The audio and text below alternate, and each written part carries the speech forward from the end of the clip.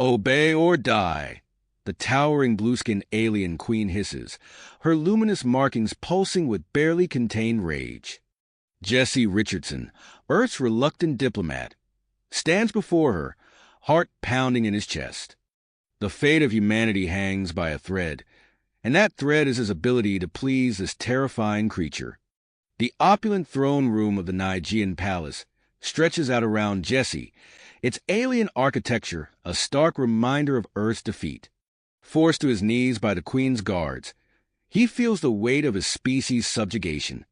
Queen Cora, the ruthless ruler of the Nigean Empire, towers over him at an imposing 8 feet tall. Jesse's diplomatic training fails him as Cora's clawed hand traces his cheek, drawing a thin line of blood. He winces, but beneath the fear, an unexpected spark of attraction ignites. The Queen's bioluminescent markings shimmer, casting an otherworldly glow on her blue skin. "Human," Cora growls, her voice resonating through the chamber. "Your pitiful species now serves the Nigean Empire. But you have been chosen for a greater purpose." Jesse swallows hard, his mind racing. He's heard rumors of the Queen's insatiable appetites, but never imagined he'd face them firsthand. Cora circles him, predatory and calculating. "Nigean males are weak, subservient. I require strength, virility." Her eyes narrow as she assesses Jesse. "You will learn to please me, human. Succeed, and your people may yet survive. Fail, and I will execute you publicly before wiping your species from existence." The gravity of the situation hits Jesse like a punch to the gut. His performance in the bedroom will determine the future of humanity. The pressure is overwhelming, but a spark of defiance flares within him. Cora leans in, her alien scent intoxicating. "You have 1 solar cycle, 30 of your Earth hours, to prepare yourself. When I summon you again, you will satisfy my every desire, or you will die." With a gesture from the Queen, guards escort Jesse to luxurious quarters within the palace. Despite the opulent surroundings, he's acutely aware of the heavy security. As the door slides shut behind him, Jesse notices several data modules on alien biology and Nigerian culture. Determination sets in as Jesse begins to formulate a plan. He may be a prisoner, but he's still a diplomat. Perhaps he can use his skills, combined with this crash course in Nigerian physiology, to turn the tables on Queen Cora. If he plays his cards right, he might even negotiate a better position for humanity. As Jesse immerses himself in the alien data, Queen Cora confers with her advisors in a nearby chamber. Concerned whispers fill the air. "Your Majesty," one advisor cautions, "mating with a human could be dangerous. We know so little about their biology." Cora silences them with a glare. "I will not be denied. This human will submit to my will or face the consequences." The clock ticks down as Jesse absorbs every bit of information he can. In less than 30 hours, he'll face Queen Cora again. The future of the human race rests on his shoulders, and his ability to satisfy an alien monarch's desires. Jesse's eyes darted across the alien text scrolling on the data modules, his mind racing to absorb every detail. The luxurious quarters felt more like a prison as he delved into the intricacies of Nigerian physiology and culture. His fingers traced the holographic images of Nigerian anatomy, focusing on the luminous markings that adorned their blue skin. "Heightened sensitivity," he muttered, committing the information to memory. The bioluminescent patterns weren't just for show. They were key to Nigerian pleasure. Jesse's diplomatic training kicked in, analyzing this information for potential leverage. As he studied, the weight of humanity's fate pressed down on him. The opulent surroundings blurred into the background as he focused on his task. Hours ticked by, marked only by the shifting patterns of light from the alien sun filtering through the crystalline windows. A soft chime interrupted his concentration. The door slid open, revealing a tall, lithe Nigerian female. Her markings pulsed with a subtle rhythm, different from Queen Cora's angry flashes. "I am Zara, advisor to Her Majesty," she announced, her voice a musical trill. "I am here to observe your progress, human." Jesse's mind raced. This was an opportunity, a chance to showcase his growing knowledge. He stood, his movements deliberate as he performed the intricate gestures of a traditional Nigerian greeting. "Honored Zara," he said, his pronunciation careful. "I welcome your presence and insight." Surprise flickered across Zara's alien features. She returned the greeting, her movements more fluid than Jesse's unpracticed attempts. "You learn quickly, human. Perhaps there is more to you than the Queen initially thought." Over the next few hours, Jesse engaged Zara in conversation, peppering her with questions about Nigerian culture. He absorbed every detail, from their hierarchical society to the nuances of their body language. Zara, initially cold and distant, found herself drawn into the exchange. As Zara prepared to leave, Jesse made a bold request. "I wish to create a gift for Her Majesty," he said, his voice steady despite his racing heart. "Something that honors Nigerian traditions." Zara's luminous eyes narrowed, assessing him. After a long moment, she nodded. "I will inform the Queen of your request." Once alone, Jesse threw himself into physical preparation. He pushed his body to its limits, knowing he'd need every ounce of strength to match a Nigerian stamina. Sweat beaded on his skin as he performed grueling exercises, his muscles screaming in protest. Between bouts of physical training, Jesse pored over Nigerian artistic traditions. When the materials for his gift arrived, he worked with painstaking precision. His fingers, more accustomed to typing reports than crafting alien art, moved with careful perseverance. The result was an intricate ornament, its design incorporating elements of both Nigerian and human aesthetics. It symbolized submission intertwined with strength, a physical representation of the delicate balance Jesse hoped to strike with Queen Cora. As Jesse put the finishing touches on his creation, he sensed a shift in the atmosphere of his quarters. The ever-present hum of surveillance equipment seemed to intensify. He knew he was being watched more closely now, his every move scrutinized by unseen eyes. He used his heightened attention to his advantage, deliberately showcasing his growing mastery of Nigerian customs. He incorporated alien gestures into his movements, spoke phrases of the Nigerian language to himself as if practicing, and treated every object in his quarters with the reverence Nigerian culture demanded. The final hours of Jesse's preparation flew by in a blur of last-minute studying and mental preparation. He rehearsed possible scenarios in his mind, trying to anticipate Queen Cora's reactions and plan his responses. Just as the alien sun began to set, casting an eerie purple glow through the windows, the door to Jesse's quarters slid open. Two towering Nigerian guards stood at attention, their markings pulsing with an intimidating rhythm. "Human," one of them growled. "Her Majesty summons you." Jesse took a deep breath, steeling himself for what was to come. He clutched his carefully crafted gift, hoping it would serve as both a shield and a bridge. As he stepped out of his quarters, he felt the weight of countless eyes upon him. Nigerian palace staff lined the corridors, their luminous gazes a mix of curiosity, disdain, and thinly veiled anticipation. The walk to Queen Cora's chambers seemed both endless and far too short. Jesse's heart pounded in his chest, but he forced his exterior to remain calm. He drew on every lesson he'd learned, every scrap of information he'd gleaned about Nigerian culture and physiology. As they approached the ornate doors of the Queen's private chambers, Jesse allowed himself one final moment of doubt. Then, squaring his shoulders and lifting his chin, he prepared to face Queen Cora. The fate of humanity hung in the balance, but so too did the possibility of a new understanding between their species. The door swung open, revealing the alien splendor of Queen Cora's inner sanctum. Jesse stepped forward, ready to put his plan into action and face whatever challenges awaited him beyond those gilded thresholds. The door swung open, revealing the alien splendor of Queen Cora's inner sanctum. Jesse stepped forward, his heart racing as he entered the dimly lit chamber. Bioluminescent plants cast an otherworldly glow, their soft light dancing across the ornate surfaces of the room.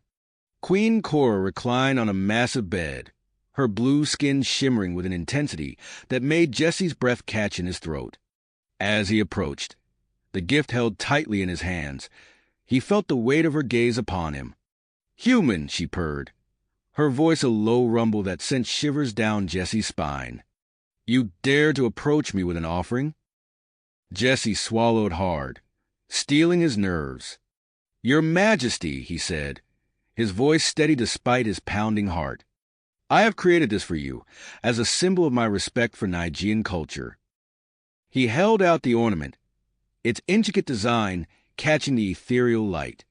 Queen Cora sat up, her towering figure dwarfing Jesse as she reached for the gift. Her clawed fingers brushed against his as she took it, sending a jolt of electricity through his body. The queen examined the ornament closely, her luminous eyes narrowing as she traced its contours. "Explain its significance," she commanded, a hint of curiosity creeping into her tone. Jesse seized the opportunity, drawing on every scrap of knowledge he had absorbed over the past day. "The intertwining patterns represent the potential for harmony between our species," he began, his words carefully chosen. "The central motif symbolizes submission, yes, but also the strength that comes from mutual understanding." As he spoke, Jesse wove a narrative that subtly highlighted the benefits of a more equitable relationship between humans and Nigeans. He watched Queen Cora's expression shift from dismissive to intrigued, her bioluminescent markings pulsing with increasing intensity. When he finished, the queen rose from the bed, her movements fluid and predatory. She circled Jesse, running a clawed hand along his arm. "You've learned much in a short time, human," she murmured, her breath hot against his ear. Jesse fought to maintain his composure, drawing on years of diplomatic training. He met her gaze steadily, a move that visibly surprised the queen. Her markings flashed, a display of dominance that Jesse recognized from his studies. In response, Jesse lowered his eyes briefly before looking up again, incorporating a subtle human gesture of respect. This unexpected blend of submission and confidence caught Queen Cora off guard. She stepped back, reassessing the human before her. "You intrigue me, Jesse Richardson," she said, using his name for the first time. "But pretty words and clever trinkets are not enough. Show me your strength." With a fluid motion, Queen Cora moved to the center of the room. She struck a pose that Jesse recognized as the opening stance of a traditional Nigerian strength contest. His mind raced, recalling the details he had studied about this ritual. Jesse stepped forward, mirroring her stance as best he could with his smaller frame. Queen Cora's markings pulsed with anticipation as she lunged forward, her powerful arms reaching for him. Using his agility to his advantage, Jesse ducked and weaved, evading her grasp. He used the momentum of her movements against her, redirecting her force rather than meeting it head-on. Queen Cora's eyes widened in surprise as Jesse held his own, his human ingenuity compensating for his lack of Nigerian strength. As the contest continued, both Jesse and Queen Cora found themselves breathless and exhilarated. The tension between them shifted, the air charged with a new energy. Queen Cora's movements became less aggressive, more fluid, almost sensual. She reached out, tracing her fingers along Jesse's neck where she had marked him upon his arrival. The touch sent a shock wave through Jesse's body, his skin tingling with unexpected sensitivity. He gasped, the sound causing Queen Cora to pause. "Fascinating," she murmured, her fingers continuing their exploration. "Your body responds to my touch as if you were Nigerian." Jesse's mind raced, realizing the implications. The marks weren't just for show, they had physically changed him, making him more compatible with Nigerian physiology. This unexpected development created a bridge between them, blurring the lines of species and hierarchy. Queen Cora guided Jessie to the bed, her earlier aggression replaced by a gentler curiosity. As she lowered herself beside him, Jessie saw an opportunity to further influence her perspective. He reached out, hesitating just before touching her luminous skin. "May I?" he asked, his voice low and respectful. The queen nodded, her eyes never leaving his face as Jessie began to trace the patterns on her arm. He used his newfound knowledge of Nigerian physiology, focusing on areas he knew to be particularly sensitive. As Queen Cora's breath quickened, Jessie began to speak softly. He complimented the beauty and complexity of Nigerian culture, weaving in subtle suggestions about the potential benefits of a more cooperative relationship between their species. The queen, caught up in the novel sensations Jessie was evoking, found herself more receptive to these ideas than she would have been in a formal setting. As their intimate encounter progressed, both Jessie and Queen Cora discovered unexpected commonalities between their species. Hours passed, filled with a passionate exchange of both physical and intellectual ideas. As the first light of the alien dawn began to filter through the crystalline windows, Queen Cora sat up, her expression thoughtful.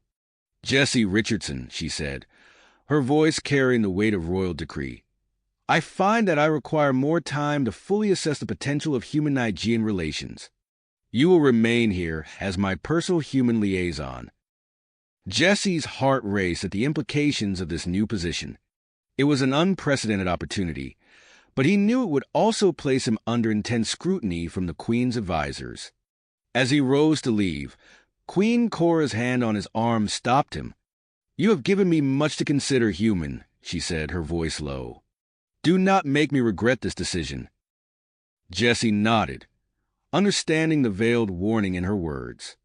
As he left the Queen's chambers, he could feel the weight of unseen eyes upon him. His mission to improve humanity's standing had only just begun, and the real challenges lay ahead. His mission to improve humanity's standing had only just begun, and the real challenges lay before him. As Jessie settled into his new role as Queen Cora's personal human liaison, he quickly discovered that his position was far from secure. The Nigerian court buzzed with whispers and sidelong glances whenever he passed, a constant reminder of the delicate balance he had to maintain. Zara, the Queen's chief advisor, watched Jessie with barely concealed suspicion. Her luminous eyes narrowed whenever he spoke in council meetings, her bioluminescent markings pulsing with what Jessie had learned to recognize as skepticism and displeasure. One morning, as Jessie prepared for another day of navigating the complex web of Nigerian politics, Zara appeared at his quarters. Her towering figure filled the doorway, casting a shadow over Jessie. "Human," she said, her voice cold and formal.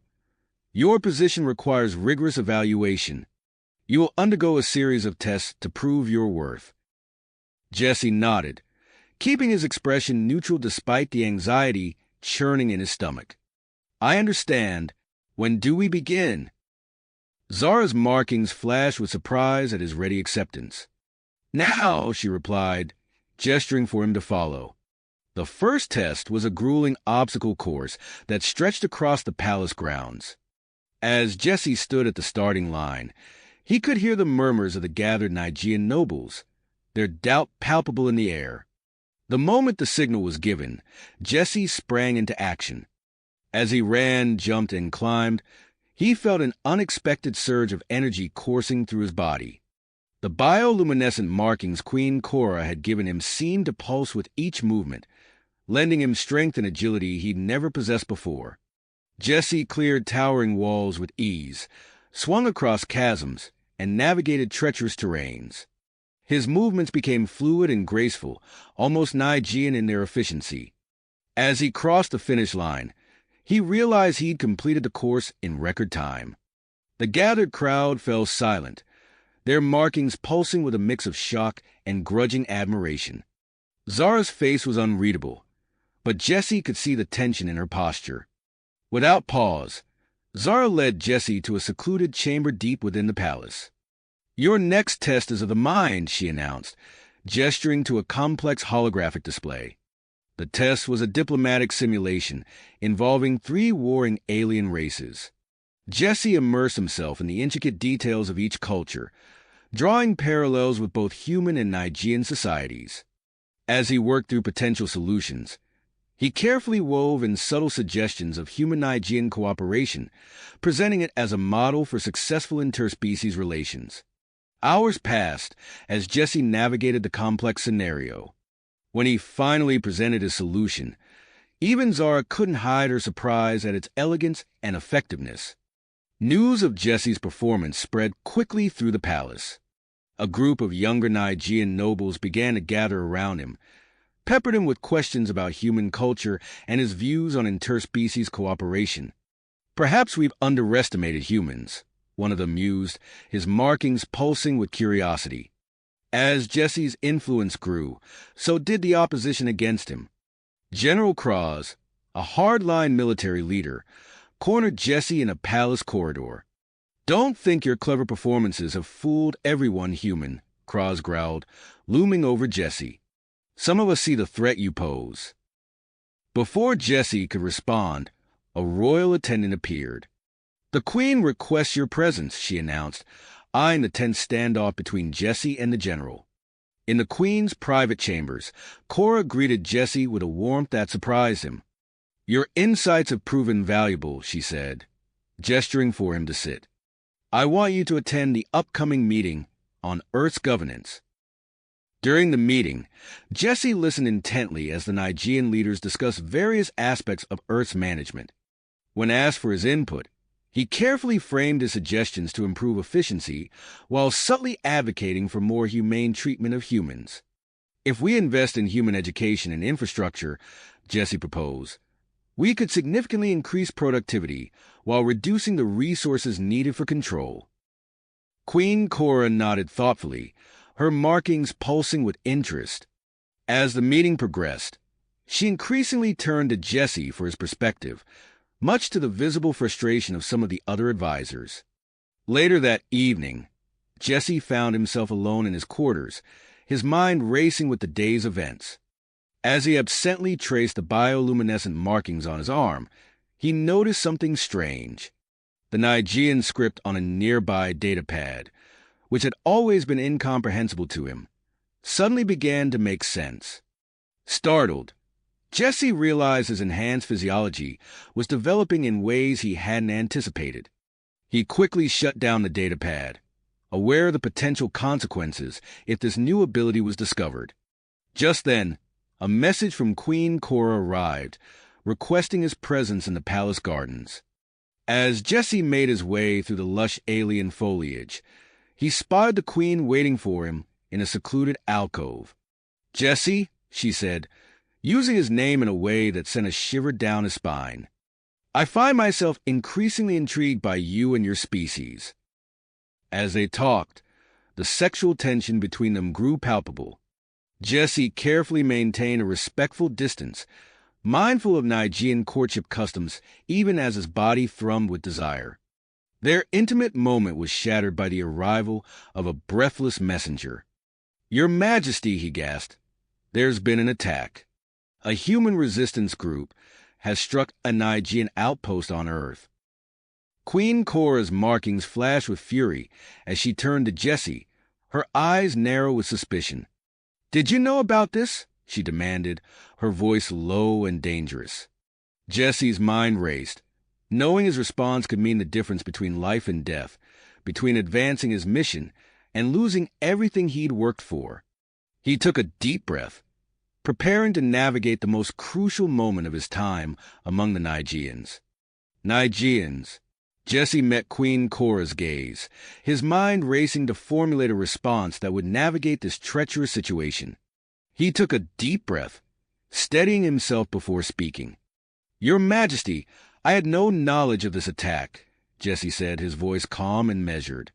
"But I believe I can help determination the situation in a way that benefits both our peoples." Queen Cora's markings pulsed with skepticism, but she gestured for him to continue. "I propose leading a diplomatic mission to Earth. Jesse said, his words gaining confidence as he spoke. As a human who understands Nigerian culture, I'm uniquely positioned to mediate between the resistance and your government. We can address the root causes of this unrest and prevent future attacks. The Queen's eyes widened, her markings shifting from anger to intrigue. A bold proposal, Jesse Richardson. But how can I trust you won't betray us once you're back on your homeworld? I suggest sending Zara with me, Jesse replied, nodding towards the chief advisor. Her presence will ensure my loyalty and provide valuable insight into Nigerian interests. Queen Cora considered this for a moment, her markings pulsing thoughtfully. Very well, she said at last. But you'll also be accompanied by a team of my personal guards. They'll protect you and keep watch over your activities. Jesse nodded, understanding the implicit threat. As preparations for the mission began, he was taken to a medical facility where Nigerian scientists performed a series of procedures to enhance his physiology for Earth's environment. As Jesse lay on the examination table, feeling the strange sensations of his body being altered, he noticed an unexpected side effect. The bioluminescent markings Queen Cora had given him began to pulse more vibrantly, creating an almost tangible connection between them. The night before their departure, Queen Cora summoned Jesse to her private chambers. As he entered, he felt the familiar pull of attraction between them, heightened by his recent enhancements.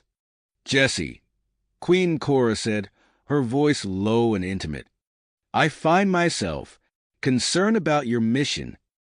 She moved closer, her luminous skin casting a soft glow in the dimly lit room. Jesse's heart raced as she traced the markings on his arm, sending shivers through his body. I need you to succeed, she murmured, her eyes locked on his. For both our sakes. Jesse swallowed hard, acutely aware of the delicate balance he needed to maintain. He gently took her hand, bringing it to his lips for a respectful kiss.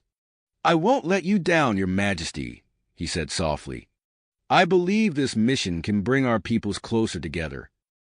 The next morning, Jesse boarded the sleek Nigerian vessel alongside Zara and the guard detail. As they broke through the atmosphere, he used the long journey to Earth as an opportunity to build rapport with the Nigerian crew, sharing stories of human culture and history. Zara watched these interactions with narrow-eyed suspicion, frequently interjecting with pointed questions about Jesse's loyalties. Despite her hostility, Jesse noticed some of the younger crew members becoming genuinely interested in human perspectives. When they finally arrived on Earth, the sight that greeted them left Jesse stunned. The location of the resistance attack was a wasteland of destroyed buildings and scorched earth. Jesse's chest tightened as he took in the full extent of Nigerian control over his homeworld. This is what happens to those who defy Nigerian rule, Zara said coldly, watching Jesse's reaction. Jesse nodded grimly, his tenacity strengthening. Which is why diplomacy is so crucial, he replied. We need to address the underlying issues to prevent more destruction on both sides. Using his position as Queen Cora's liaison, Jesse made contact with the human resistance leaders. After tense negotiations, they agreed to a meeting in a neutral location. As Jesse entered the abandoned warehouse where the meeting was to take place, he felt the weight of both worlds on his shoulders. The resistance leaders, a diverse group of battle-hardened men and women, eyed him with a mixture of hope and suspicion. I know you have no reason to trust me, Jesse began, his voice echoing in the cavernous space. But I'm here to negotiate better conditions for humanity while maintaining peace with the Nigerians. He outlined his proposals for reforms, carefully framing them as methods to prevent future uprisings. The resistance leaders listened intently, their expressions guarded. Throughout the meeting, Jesse was acutely aware of Zara's watchful gaze. He knew she was analyzing his every word and gesture for signs of betrayal. He had to choose his words carefully, subtly communicating his true intentions to the human leaders while appearing loyal to the Nigerians. As the negotiations progressed, Jesse felt a glimmer of hope. Some of his proposals were gaining traction with both sides. However, this tentative progress was shattered by the sudden arrival of General Cross. The imposing Nigean general stormed into the warehouse, flanked by a battalion of heavily armed troops. His markings pulsed with hardly restrained rage as he surveyed the scene. "This dialogue is over," Cross growled. "We'll crush this resistance with force, as we should have done from the beginning." Jesse stepped forward, placing himself between Cross and the human leaders. "General, please," he said, fighting to keep his voice steady. "We're making progress here. Violence will only lead to more bloodshed on both sides." Cross' eyes narrowed dangerously. "You overstep your bounds, human," he snarled. "I've suspected your true loyalties from the start, and now I'll prove it to Queen Cora." As tension filled the air, Jesse's mind raced to find a way to salvage the situation. The fate of two worlds hung in the balance, and he knew his next actions would be crucial. Suddenly, Jesse's comm device buzzed with an incoming message. His heart nearly stopped as he saw it was an encrypted transmission from Queen Cora herself.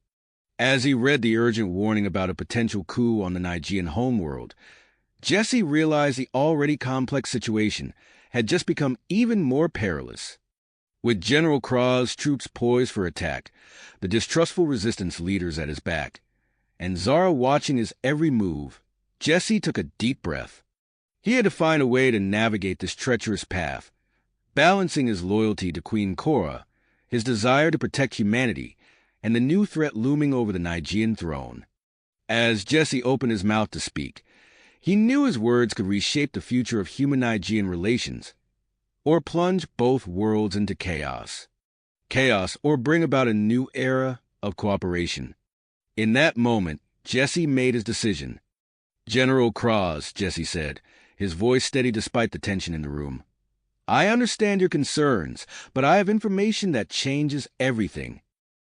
He turned to address both the human resistance leaders and the Nigean contingent. "I just received an urgent message from Queen Cora. There's a potential coup brewing on the Nigean homeworld. We need to stabilize the situation here on Earth quickly, for the sake of both our peoples." Cross' markings pulsed with alarm, while Zara's eyes narrowed suspiciously. The resistance leaders exchanged uneasy glances. "I propose we hold an immediate joint meeting," Jesse continued. "I have a plan that could benefit both humans and Nigeans, but we need to act fast." Despite initial reluctance, Jesse's urgency convinced the parties to convene. As they gathered around a makeshift table in the warehouse, Jesse took a deep breath and began outlining his proposal. "We have an opportunity to forge a new path of cooperation," he said. "I suggest establishing joint human-Nigean research facilities here on Earth, focusing on areas where our combined strengths could lead to groundbreaking advancements." Jesse noticed Cross' skeptical expression and quickly added, "This includes potential military applications, General. Our combined efforts could result in more effective defense systems against cosmic threats that concern both Earth and Nigeria." Cross' markings pulsed with interest, but Zara interjected, "And how do we ensure humans won't misuse our technology?" "Strict security measures will be implemented," Jesse assured her. "But there's more. My enhanced physiology, a result of the bioluminescent markings Queen Cora gave me, has provided unique insights into Nigean biology." This revelation sent a ripple of surprise through the room.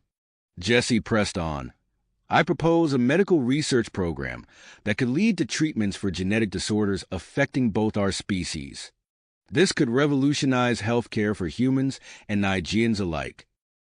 As Jesse elaborated on his proposal, he observed the shifting dynamics in the room. General Cross' initial hostility gave way to cautious interest, while Zara's suspicion remained palpable. The human resistance leaders were visibly divided, some intrigued by the potential benefits, others wary of deeper Nigean involvement. "I understand your concerns," Jesse addressed the resistance leaders. "That's why I'm proposing a phased implementation plan with clear benchmarks for human rights improvements. This isn't about entrenching Nigean control. It's about creating a mutually beneficial partnership. As discussions progressed, Jesse's comm device buzzed again. Another encrypted message from Queen Cora flashed across the screen. Situation deteriorating rapidly. Several high-ranking officials openly questioning my rule. Return immediately. Jesse's heart raced. He needed to wrap this up quickly. We need to move forward with a preliminary agreement, he urged the group. Queen Cora's personal endorsement will be required for full implementation, but we can lay the groundwork now. After hours of intense negotiation, Jesse managed to secure tentative support from all parties. As he prepared for his immediate return to Nigia, General Kraz made an unexpected announcement. Advisor Zar will remain on Earth to oversee the initial stages of this cooperation initiative, Kraz declared, his markings pulsing with an unreadable emotion. Jesse nodded, recognizing both the opportunity and the challenge this presented. As he boarded the sleek Nigean spacecraft, his mind raced with the complexities of his mission. He had to stabilize the political situation on Nigia, implement the Earth Cooperation Plan, and navigate his evolving relationship with Queen Cora. The journey back to the Nigean homeworld seemed both endless and far too short.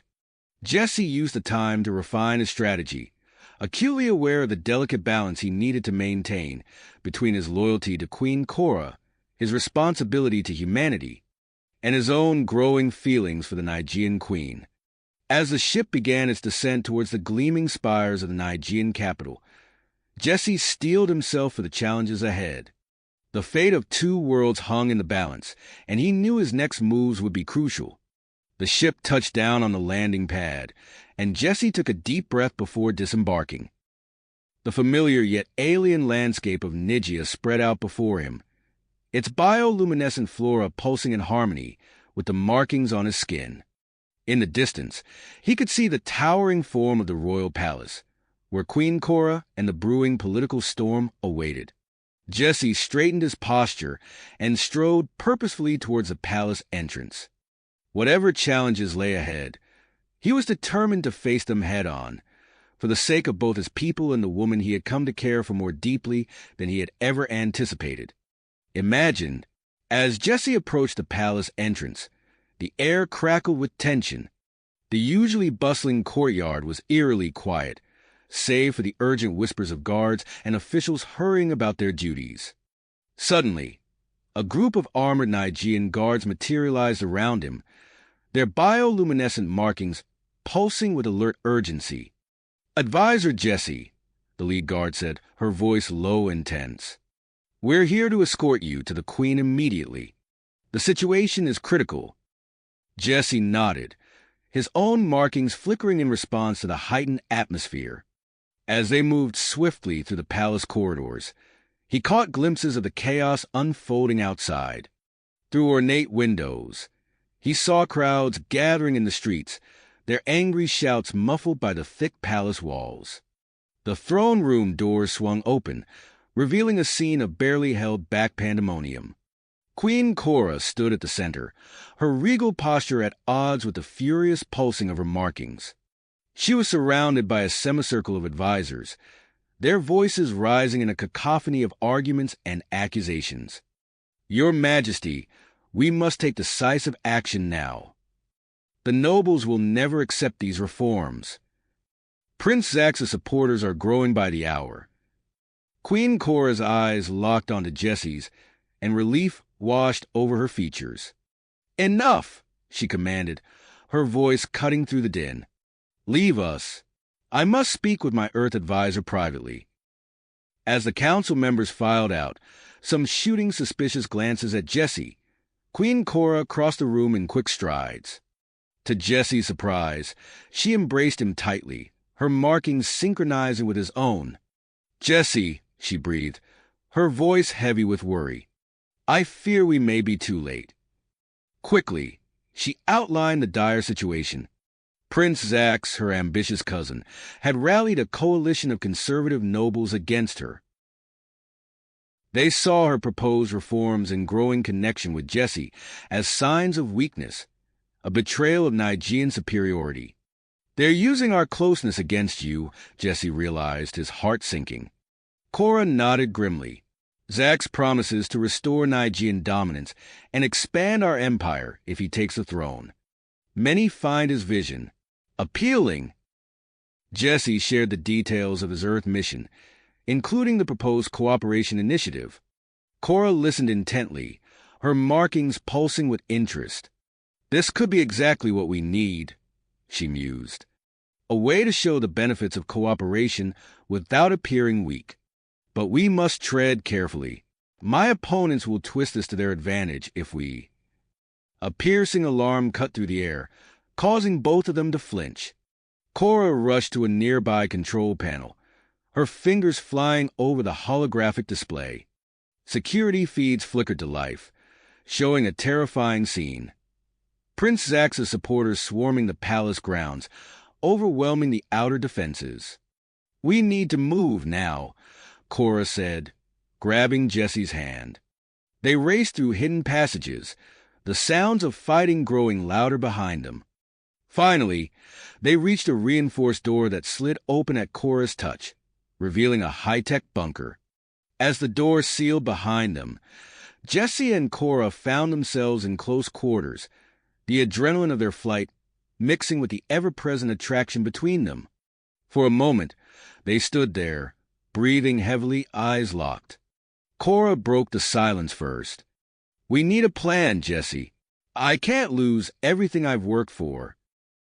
Jesse's mind raced, considering their options. Suddenly, an idea struck him. "My enhanced physiology," he said, gesturing to his glowing markings. "What if we could use it to our advantage?" He outlined his plan. Infiltrate Prince Zax's ranks, gather intelligence, and potentially sabotage their efforts from within. Cora's markings pulsed with concern. "It's too dangerous," she protested. "If they discover you..." "It's a risk we have to take," Jesse insisted. "But you're right. I'll need every advantage I can get." Cora's eyes widened as she understood his implication. "You want me to enhance your abilities further?" Jesse nodded. "If it's possible, yes." After a moment's hesitation, Cora led him to a sleek medical pod in the corner of the bunker. "This will amplify your markings, increasing your strength, agility, and ability to blend in with Nigeans," she explained. "But the process is intense, and I've never performed it on a human before." As Jesse settled into the pod, Cora's hands hovered over the controls. Their eyes met, volumes of unspoken emotion passing between them. "Are you sure about this?" she asked softly.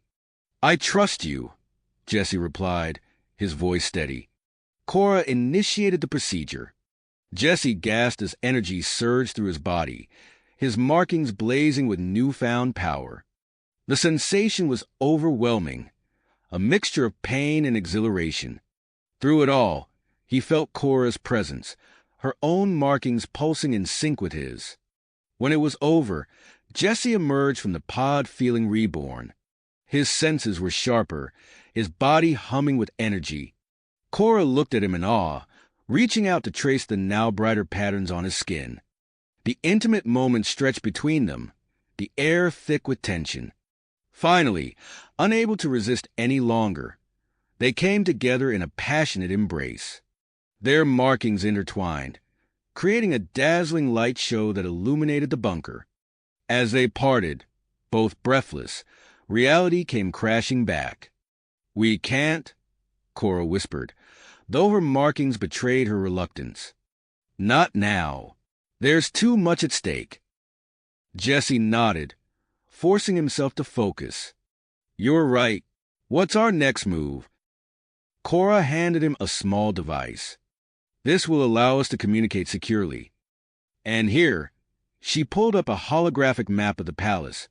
"Memorize this. You'll need to know every passage and hiding spot." As Jesse prepared to leave, Cora placed her hands on his shoulders, her expression solemn.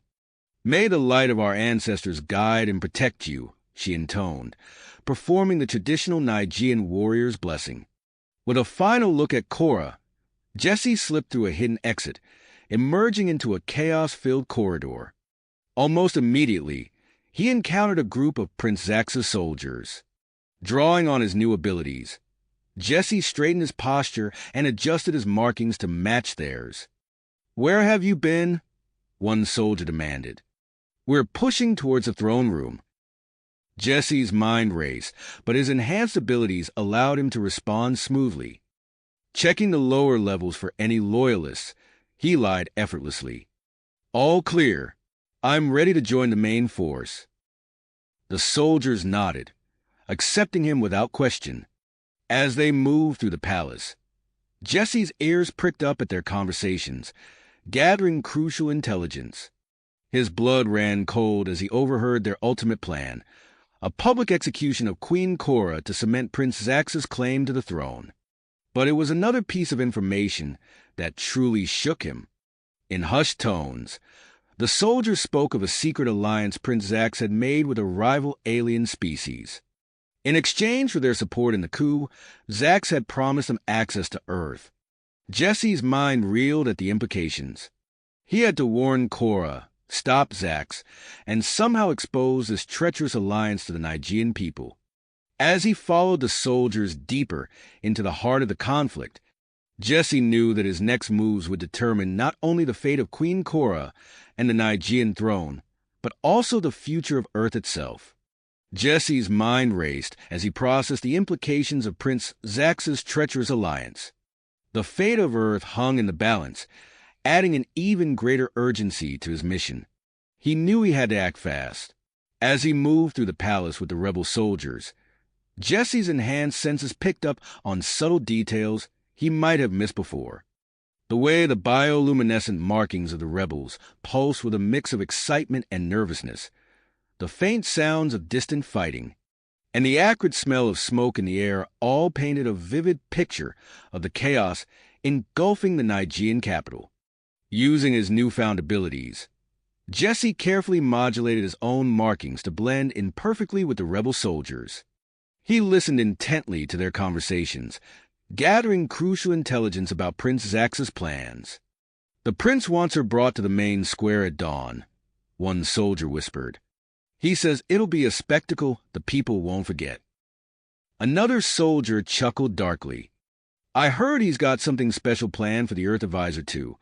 Can't have any loose ends, can we?" Jesse's heart raced, but he maintained his composure. As soon as he had a moment alone, he activated the secure communication device Cora had given him. "Your Majesty," he whispered urgently, "Zax plans to force your abdication in the main square tomorrow at dawn, followed by a public execution. We don't have much time." Cora's voice came through, tense but determined. "Thank you, Jesse. What about the Vorix?" "It's worse than we thought," Jesse replied. "Zax has promised them access to Earth in exchange for their support. We need to expose this alliance to the Nigean people." There was a moment of silence before Cora spoke again. "I have a plan, but it's risky. I need you to sabotage their communication systems. Can you do it?" Jesse's eyes scanned the corridor, making sure he was still alone. "Consider it done. What's our next move?" "I'll rally my remaining loyal forces," Cora said. "We'll prepare a surprise attack during Zax's spectacle. But first, we need to sow confusion in their ranks." As night fell over the Nigean capital, Jesse put his plan into action. Using the palace layout Cora had shown him, he made his way to the rebel command center. His heart pounded as he approached the door, but his enhanced physiology allowed him to remain outwardly calm. Two guards stood at attention outside the command center. Jesse approached them confidently, his markings pulsing in a pattern that mimicked their own. "Prince Zax sent me to check on the communication systems," Jesse said, his voice steady. "We can't afford any glitches tomorrow."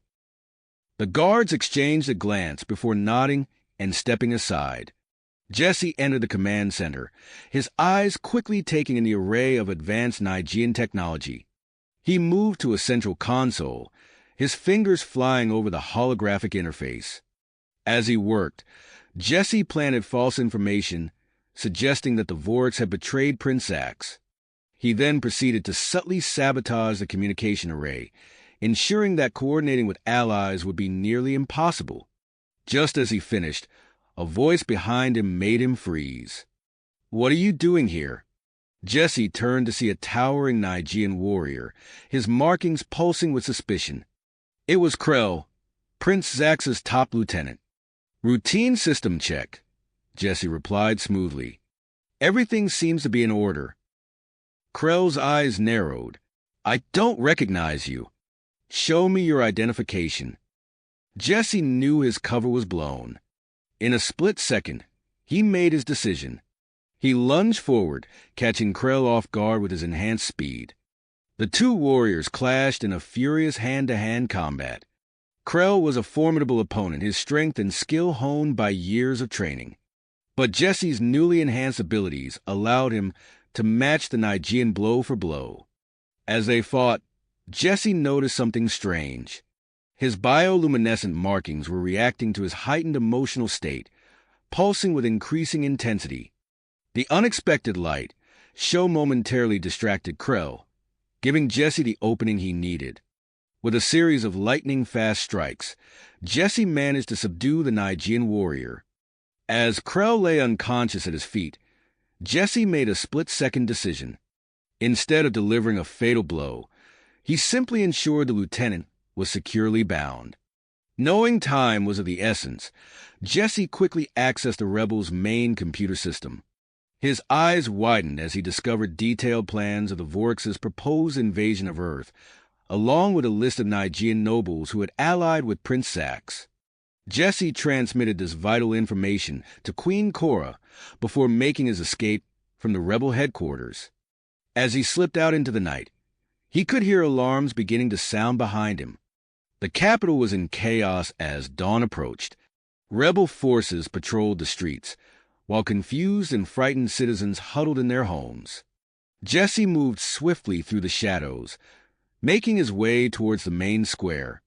As he approached, he saw a large crowd gathering.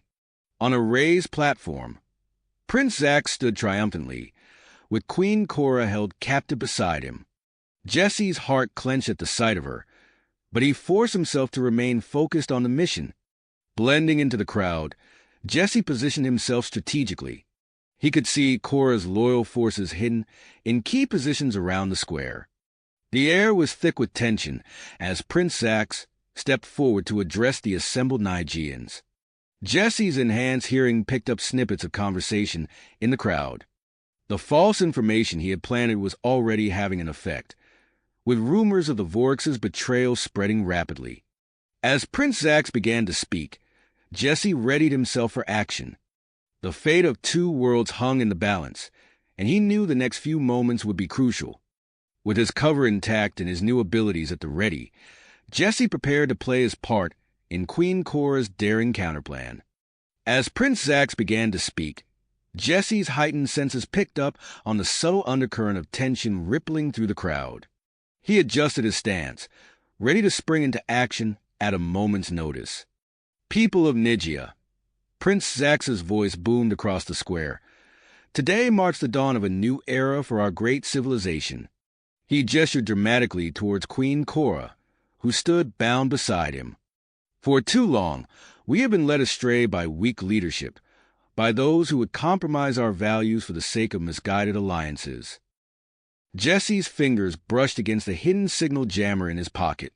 He waited, heart pounding, for the perfect moment to activate it. Queen Cora's inappropriate relationship with the humans, particularly their advisor Jesse, has clouded her judgment and endangered our people, Zax continued, his markings pulsing with feigned righteousness. "But fear not, for I have irrefutable evidence of her treachery." As Zax reached for a control panel to initiate his broadcast, Jesse seized his chance. With a subtle movement, he activated the jammer. Instantly, the massive screens around the square flickered and went dark. Confusion rippled through the rebel forces. Jesse caught snippets of their panicked communications as they scrambled to rectify the technical failure. Zax's face contorted with rage as he barked orders at his subordinates. In that moment of chaos, Jesse caught sight of Commander Lyra, Queen Cora's most trusted general, signaling from a hidden position. The loyal forces were in place, ready to strike. The square erupted into sudden, violent action. Loyal Nigerian warriors poured in from multiple entry points, catching the rebels off guard. Jesse used to cover the initial assault to weave through the panicking crowd, subtly sabotaging rebel defensive positions as he went. As he moved, Jesse noticed a familiar face among the rebel ranks, Krell, the Nigerian warrior he had spared in the command center. The towering warrior's markings pulsed with uncertainty, his weapon lowered as he watched the battle unfold. Jesse approached him cautiously, speaking in a low, urgent tone. Krell, listen to me. Zax has betrayed not just the Queen, but all of Nigia. He's made a deal with the Voryx, promising them access to Earth in exchange for their support. Krell's eyes widened, his markings flashing with shock and anger. How do you know this? I saw the evidence myself in your command center, Jesse replied. Think about it. Have Zax's actions truly been for the good of Nigia? A moment of tense silence passed between them as the sounds of battle raged around them. Finally, Krell's markings pulsed with dedication. What would you have me do? Fight with us, Jesse said. Help us stop Zax before it's too late. Without another word, Krell turned and engaged a group of rebel soldiers who were advancing on their position. Jesse allowed himself a small smile before refocusing on the battle at hand. On the central platform, Prince Zax was growing increasingly desperate. He grabbed Queen Cora, pressing a weapon against her head. Stand down, he shouted, his voice cracking with panic. Stand down or your precious queen dies. But Zax had underestimated Cora. In a lightning-fast move, she twisted out of his grasp, revealing that her restraints had already been undone. Jesse felt a surge of pride, remembering the small device he had managed to slip to her earlier. Cora's markings blazed with fury as she turned on Zax. The prince barely had time to raise his weapon before Cora disarmed him with a series of swift, precise strikes. The watching crowd gasped in awe at their queen's display of strength and skill. Seizing the moment, Jesse fought his way to a rebel communication terminal. His fingers flew over the controls, bypassing security measures with ease thanks to his enhanced abilities. Within seconds, he had access to stored files containing evidence of Zax's treacherous alliance with the Voryx. People of Nigia. Jesse's voice rang out across the square as he broadcast the damning information. See the truth for yourselves. Prince Zax has conspired with the Voryx, offering them access to Earth in exchange for their support. He would sacrifice not only his own people but an entire alien world for his ambition. The effect was immediate. Rebel soldiers lowered their weapons, looking to their comrades in confusion and anger. Citizens who had been uncertain now turned on Zax, their markings pulsing with outrage.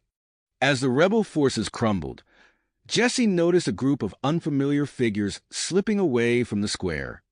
Their movements were too coordinated, too purposeful to be fleeing citizens. With a jolt, he realized they must be Voryx agents.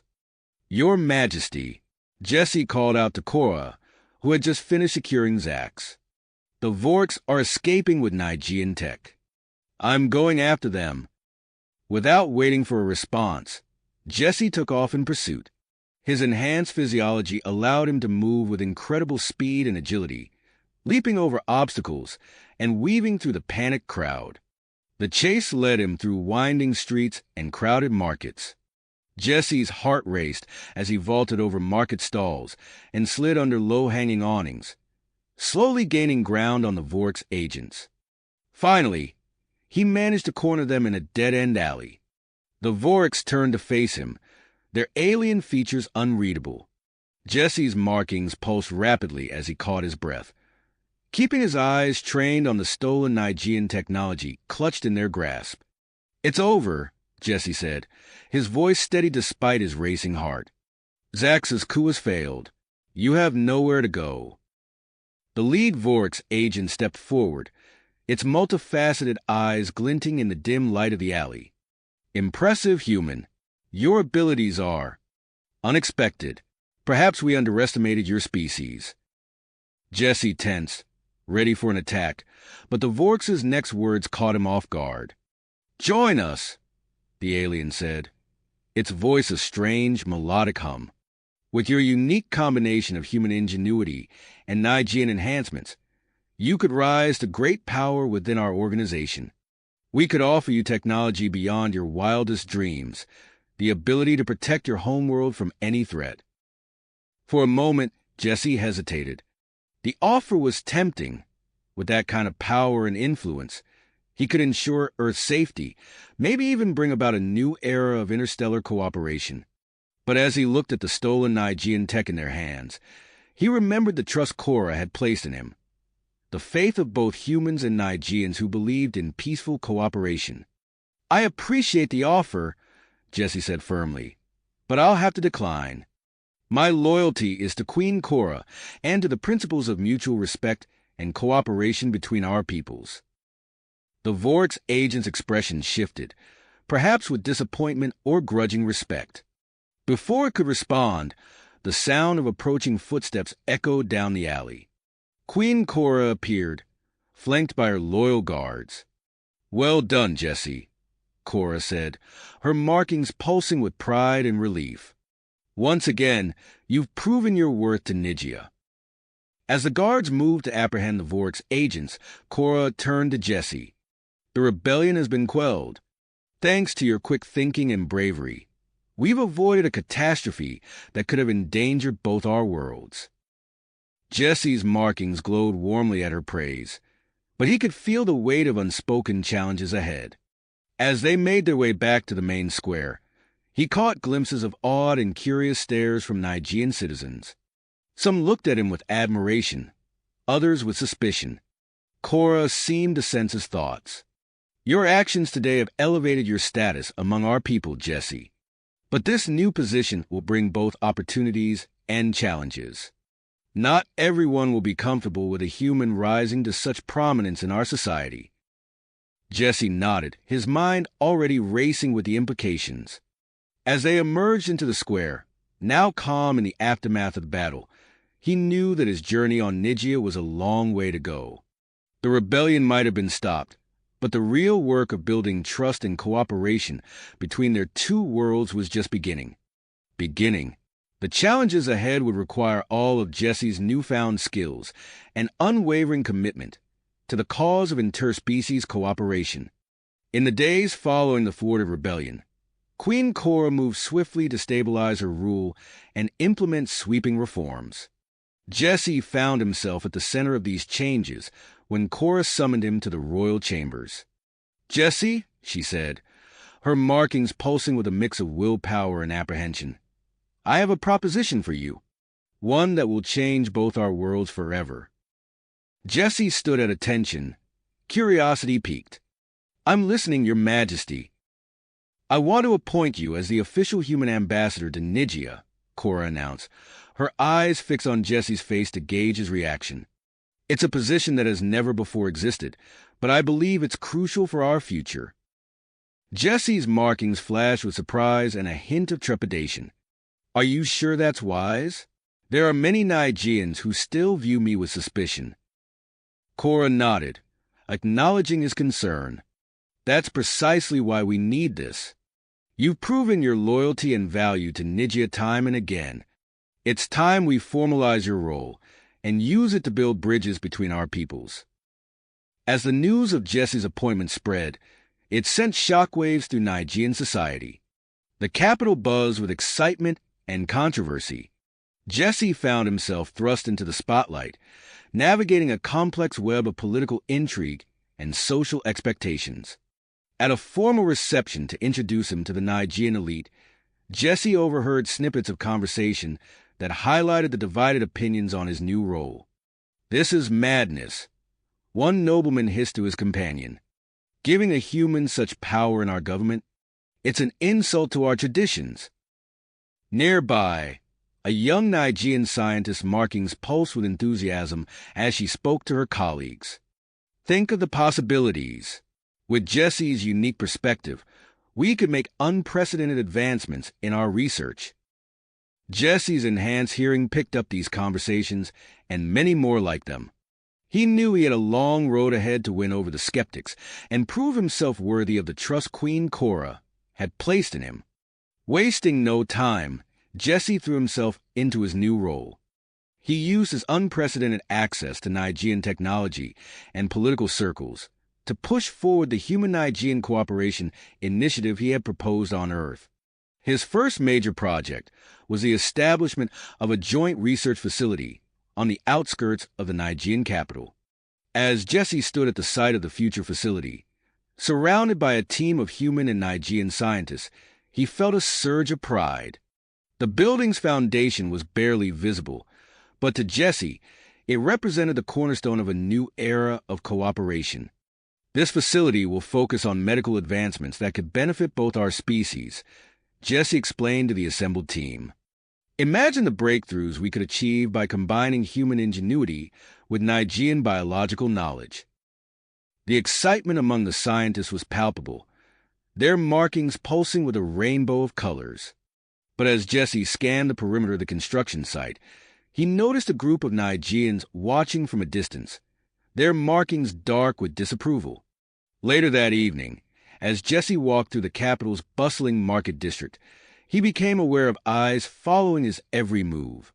Some gazes were filled with curiosity and admiration, others with barely concealed hostility. He caught sight of a crudely drawn poster depicting a human puppet master controlling a Nigerian figure that bore a striking resemblance to Queen Cora. Jesse's markings pulsed with concern as he realized the extent of the opposition he faced. He quickened his pace, heading towards a palace for his daily briefing with Queen Cora. As he approached the palace gates, a strange sensation washed over him. It was as if he could feel Cora's presence, her thoughts brushing against his mind like a gentle breeze. Startled, Jesse stopped in his tracks. "Your Majesty," he thought, half expecting to hear his own voice echo in his head. To his astonishment, Cora's voice resonated in his mind, clear as if she were standing beside him. "Jesse, how is this possible?" Their eyes met across the courtyard, both wearing expressions of shock and wonder. It seemed Jesse's enhanced physiology had taken another unexpected turn, granting him the ability to communicate telepathically with Cora. As they convened in private to discuss this new development, Jesse couldn't help but feel a mix of excitement and trepidation. This ability could be a powerful tool in their efforts to bring their worlds closer together, but it also raised new questions about the extent of his transformation. "We must keep this secret for now," Cora said, her markings pulsing with a complex mix of emotions. "If word gets out about this ability, it could fuel the fears of those who already see you as a threat." Jesse nodded in agreement, his mind racing with the implications of this new connection between them.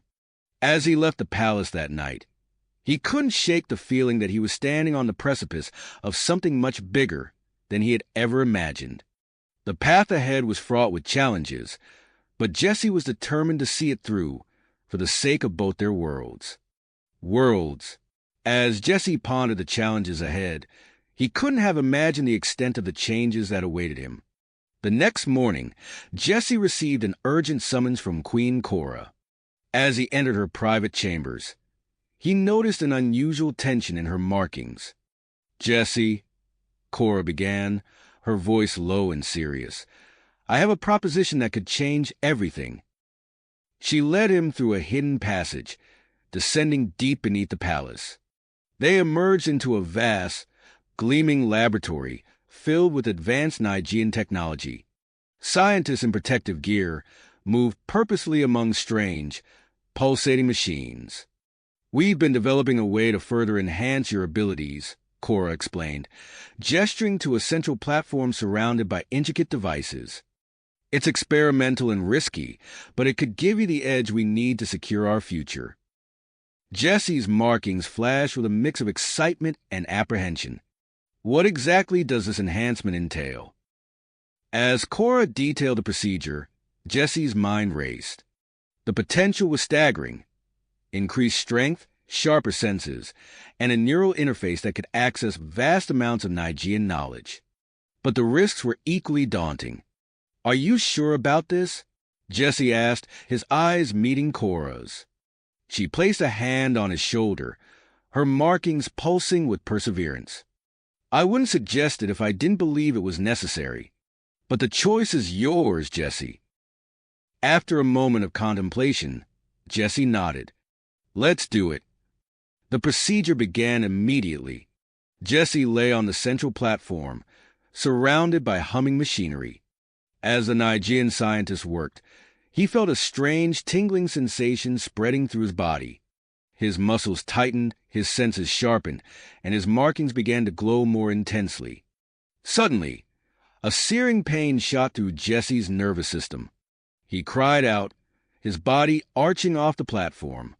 Alarms blared as his vitals spiked dangerously. "His body is rejecting the neural interface." A scientist shouted. Cora's face appeared above him, her markings pulsing with worry. "Jesse, stay with us. We're going to halt the procedure." As the machines powered down, Jesse's world faded to black. He awoke days later in a private medical chamber. His body felt different, stronger, yet unstable. As he sat up, he accidentally crushed the edge of the bed frame in his grip. Cora entered, her relief evident in her glowing markings. "Thank the stars you're awake. How do you feel?" Jesse flexed his hand, watching his enhanced muscles ripple beneath his skin. "Different, powerful, but not quite in control." Over the following weeks, Jesse struggled to adapt to his partially enhanced body. His strength was immense but unpredictable. His senses, now hyperacute, often overwhelmed him in crowded areas. Most disconcerting were the random flashes of Nigean knowledge that flooded his mind at unpredictable moments.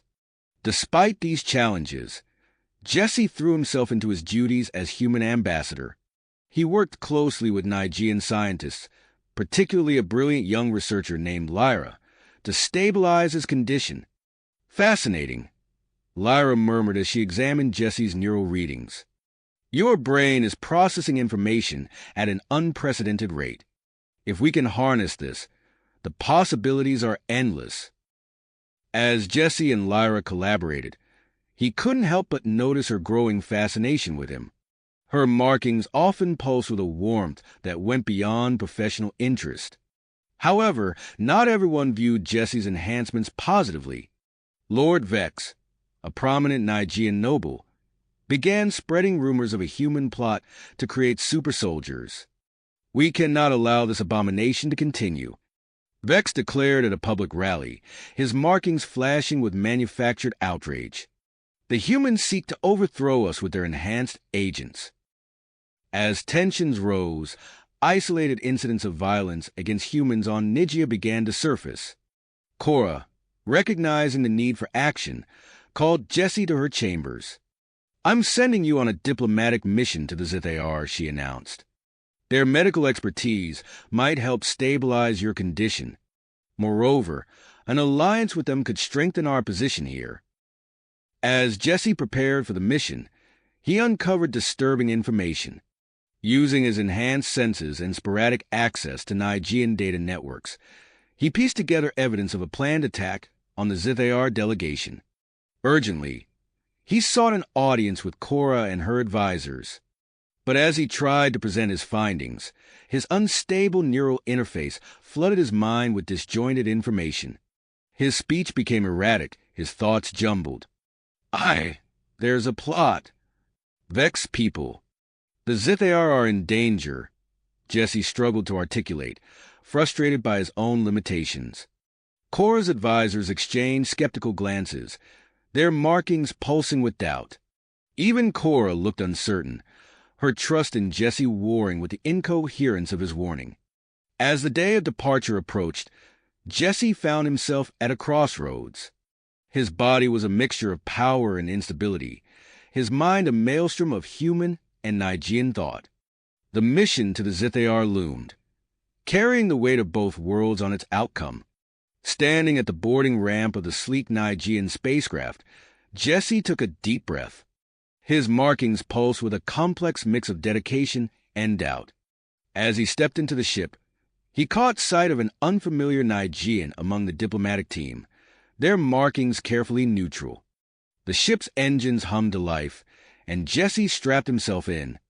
As they lifted off, he couldn't shake the feeling that this mission would test him in ways he couldn't yet imagine. With his partially enhanced body still adjusting and his mind racing with possibilities, Jesse prepared himself for whatever challenges lay ahead in the vast, star-filled expanse of space. As the ship accelerated through Nigean atmosphere, Jesse felt a familiar tingling sensation at the base of his skull. His markings pulsed erratically, and he gripped the chairs of his seat, fists clenching tighter. "Ambassador, are you all right?" Ambassador Thora asked, her own markings flickering with concern. Jesse opened his mouth to respond, but no words came out. Instead, a torrent of Nigean knowledge flooded his mind, overwhelming his senses. Images, data, and alien concepts cascaded through his consciousness in a chaotic deluge. I can't." Jesse managed to gasp before his eyes rolled back, and he slumped in his seat. Ambassador Thora sprang into action, her diplomatic training kicking in. "Medical emergency. We need assistance for the human ambassador." As the ship entered Zithar airspace, chaos erupted on board. The Nigean medical team worked frantically to stabilize Jesse, while Thora liaised with Zithar air traffic control. "This is Ambassador Thora of the Nigean diplomatic envoy," she communicated. "We have a medical situation on board, requesting immediate clearance for landing and medical assistance." The Zithar, known for their advanced medical technology, responded swiftly. "Clearance granted, Ambassador. A medical team will meet you upon landing." As the ship touched down on the Zithar homeworld, Jesse was barely conscious. The Zithar medical team, tall beings with iridescent skin and multiple pairs of arms, officially transferred him to a hover stretcher. "What happened?" asked the lead Zithar physician, its multifaceted eyes scanning Jesse's vital signs. Thora explained Jesse's unique situation as they rushed through the gleaming corridors of the Zithar medical facility. "He's a human with Nigean enhancements. The neural interface seems to have overloaded." The Zithar physician's skin rippled with interest. "Fascinating. We'll do everything we can." As Jesse was placed in a translucent healing pod, filled with a shimmering liquid, Thora couldn't help but feel a twinge of worry. The success of their mission hinged on Jesse's unique abilities and perspective. Without him, the delicate balance they hoped to achieve might be impossible. Unknown to Thora, a member of her own team watched the proceedings with calculated interest. Caro, his markings carefully neutral, slipped away from the group and found a secluded corner. He activated a secure communication device, his markings now pulsing with dark anticipation. "Lord Vex," Caro whispered, "the human is incapacitated. This is our chance." Back in the medical bay, Jesse floated in the healing pod, his mind adrift in a sea of Nigean knowledge. Slowly, almost imperceptibly, the chaotic flood of information began to organize itself. The advances that Zithar technology worked in harmony with his Nigean enhancements, creating new neural pathways and stabilizing the interface. Hours passed, and Jesse's eyes snapped open. He found himself staring through the translucent walls of the healing pod, his vision sharper than ever before. With a thought, he accessed a wealth of Nigean knowledge, now neatly cataloged in his mind. He felt in control, powerful, and more importantly, stable. As the Zithar medical team drained the pod and helped Jesse to his feet, he became aware of a commotion outside the medical bay. He focused his enhanced hearing, picking up raised voices and the unmistakable tension of a heated argument. "I need to get to the diplomatic quarters," Jesse said, his voice steady and confident. The lead physician hesitated. "Ambassador, you've just undergone a significant procedure. We should run more test dash." Jesse cut him off with a raised hand. I appreciate your concern, but there's no time. Trust me, I'm fine. As Jesse made his way through the winding corridors of the Zithar complex, he accessed the building's layout from his newly organized mental database. He arrived at the diplomatic quarters just in time to hear Ambassador Thora's voice, strained with frustration. I assure you, we have no hostile intentions towards the Zithar people. Thora exclaimed. Jesse entered the room, taking in the scene. Thora stood facing a group of Zithar officials, their iridescent skin flickering with skepticism and anger. To the side, Carol watched with barely concealed satisfaction. Perhaps I can shed some light on the situation, Jesse said, his voice cutting through the tension in the room. All eyes turned to him, expressions ranging from surprise to relief to barely hidden disappointment. Ambassador Jesse, one of the Zithar officials said, its multifaceted eyes narrowing. We were led to believe you were indisposed. Jesse smiled, his markings pulsing with confidence. I was, but thanks to your remarkable medical technology, I'm better than ever. Now, I believe there's been some misunderstanding about our intentions here. Drawing on his enhanced diplomatic skills and vast knowledge, Jesse began to lay out a vision of cooperation that none in the room had considered before. He spoke of the unique strengths of each species, painting a picture of a galactic community strengthened by diversity and mutual support. As Jesse's words began to sway the Zithar officials, he noticed Caro shifting uneasily at the edge of the room. Jesse's enhanced senses picked up on the subtle changes in Caro's markings, the barely perceptible reach towards a hidden pocket. In that moment, Jesse knew two things with certainty. Caro was the source of the misinformation, and he was about to do something desperate. Time seemed to slow as Caro pulled out a concealed Nigean weapon, its muzzle aimed squarely at Jesse's chest. But Jesse was already moving, his enhanced reflexes carrying him across the room in a blur of motion. The weapon discharged, but Jesse's enhanced reflexes allowed him to push the Zithar diplomat out of harm's way. The energy blast struck the wall behind them, leaving a scorch mark.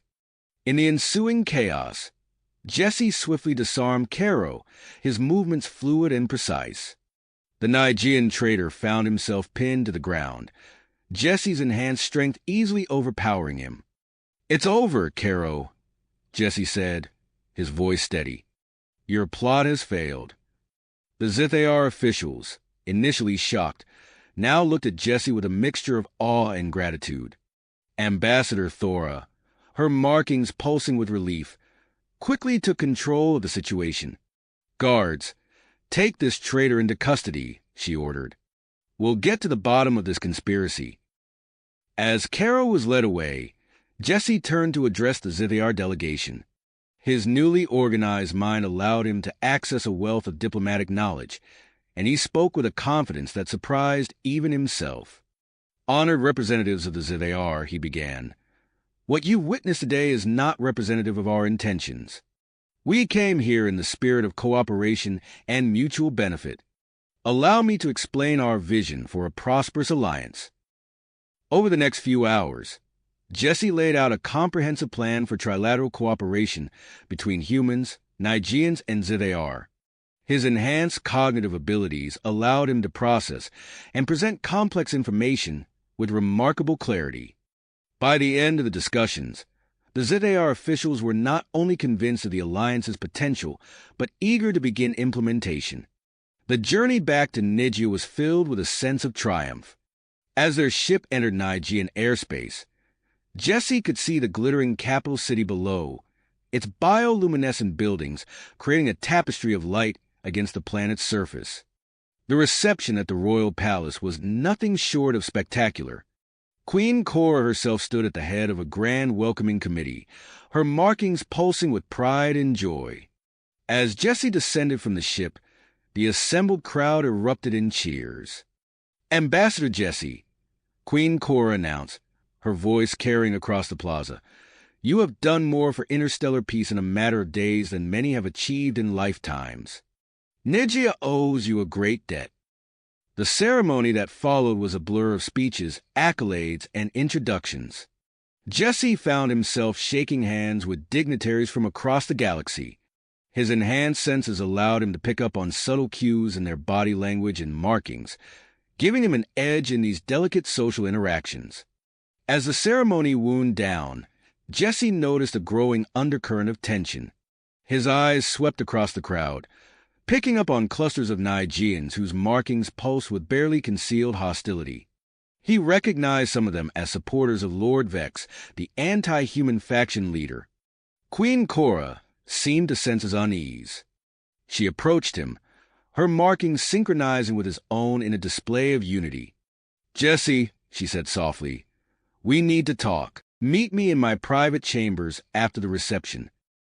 An hour later, Jesse found himself in the opulent royal quarters. Queen Cora dismissed her attendants, leaving them alone. "The situation is more precarious than we've let on," she began, her markings dimming with concern. "Lord Vex has been using the ceremony as a distraction. We receive reports of attacks on human settlements across Nigia."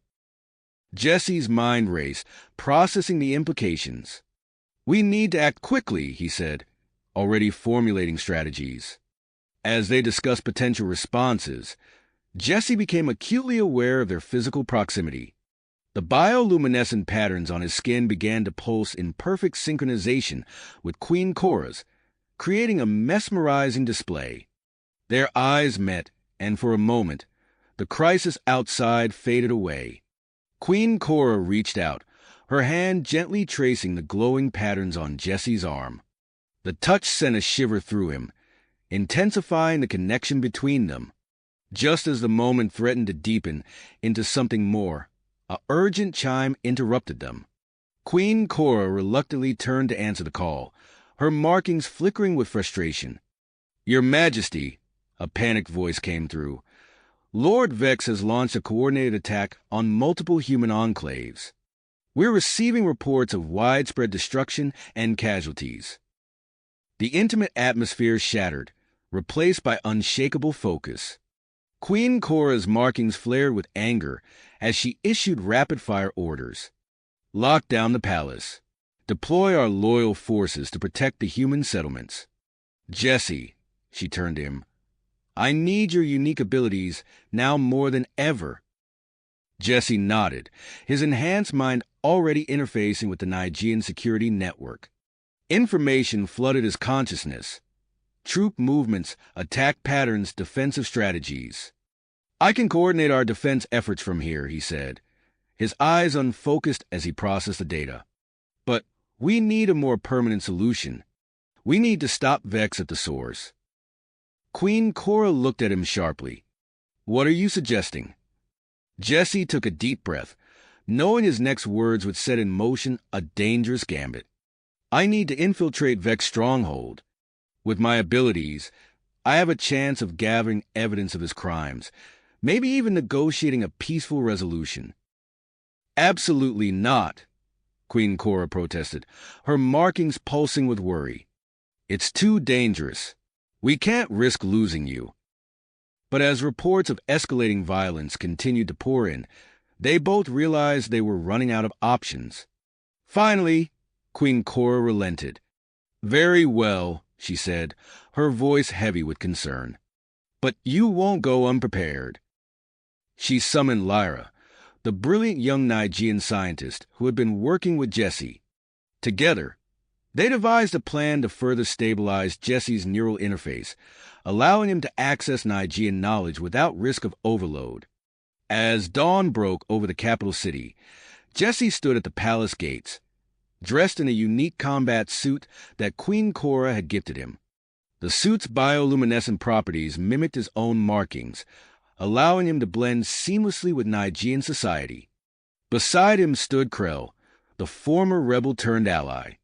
"I know Vex operation inside and out," Krell said, his markings pulsing with drive. "Together, we might just pull this off." As they prepared to depart, Jesse caught sight of Lyra watching from a balcony above. Her markings flickered with a complex mix of emotions, admiration, worry, and something deeper that Jesse couldn't quite define. With a final nod to Queen Cora, Jesse and Krell slipped into the pre-dawn shadows. As they made their way through the city's outskirts, evidence of Vex attacks became increasingly apparent. Smoke rose from distant human settlements, and the air was thick with tension. Their journey took them to the fringes of Vex territory, where they encountered an unexpected sight. A group of human prisoners, bound and dejected, were being loaded onto a transport vehicle. Jesse and Krell exchanged a glance, silently weighing their options. Their original mission was crucial, but could they in good conscience leave these prisoners to their fate? As Jesse grappled with this dilemma, he realized that the success of their mission, and perhaps the future of human-Nigean relations, would hinge on the decision he was about to make. As Jesse weighed his options, the desperate faces of the human prisoners burned into his mind. He couldn't abandon them, but he also couldn't lose sight of his primary mission. In a split-second decision, he turned to Krell. "We need to split up," Jesse whispered, his markings pulsing with urgency. "I'll handle the prisoners. You continue towards Vex Stronghold and gather what intel you can. We'll rendezvous at the agreed location." Krell nodded, his own markings flickering with understanding. "Be careful, Jesse. These forests are crawling with Vex loyalists." As Krell melted into the shadows, Jesse activated his combat suit stealth mode. The bioluminescent patterns on the suit dimmed, allowing him to blend seamlessly with the darkness. He crept towards the transport vehicle, his enhanced senses on high alert for any sign of danger. As he drew closer, Jesse's heightened hearing picked up fragments of conversation among the prisoners. One voice in particular caught his attention, a woman's voice, calm and authoritative despite the dire circumstances. "Stay calm, everyone. We need to conserve our strength." Jesse's heart raced as he recognized the speaker, Dr. Elaine Bailey, the brilliant human scientist at the forefront of human Nigean medical research. Her presence here raised the stakes significantly. Using his enhanced strength, Jesse silently removed a crucial component from the transport's engine. The vehicle sputtered and died, eliciting confused shouts from the Nigean guards. "What's wrong with this piece of junk?" one guard growled, kicking the side of the transport. As the guards clustered around the malfunctioning engine, Jesse made his move. He darted from shadow to shadow, quickly reaching the back of the transport where the prisoners were held. "Dr. Bailey," he whispered, causing the scientist to start in surprise. "I'm here to get you out." Before she could respond, Jesse's enhanced senses detected movement behind him. He whirled around to find himself face-to-face with a group of elite Nigean warriors, their weapons trained on him. "Well, well," the lead warrior sneered, his markings pulsing with malice. "What do we have here? A human playing hero?" Jesse's mind raced, analyzing the situation. 5 warriors, advanced energy weapons, optimal firing positions. His chances weren't good, but he had no choice. He had to protect the prisoners. The first energy blast came without warning. Jesse's enhanced reflexes allowed him to dodge. The searing bolt of energy, missing him by millimeters, he launched into action, his movements a blur as he engaged the Nigean warriors. The combat suit given to him by Queen Cora proved its worth, absorbing glancing blows from energy weapons. Jesse weaved and struck, his enhanced strength sending 2 warriors flying with well-placed kicks. As the battle intensified, Jesse felt a strange sensation coursing through his body. His bioluminescent markings began to pulse rapidly, emitting waves of energy that seemed to disorient his opponents.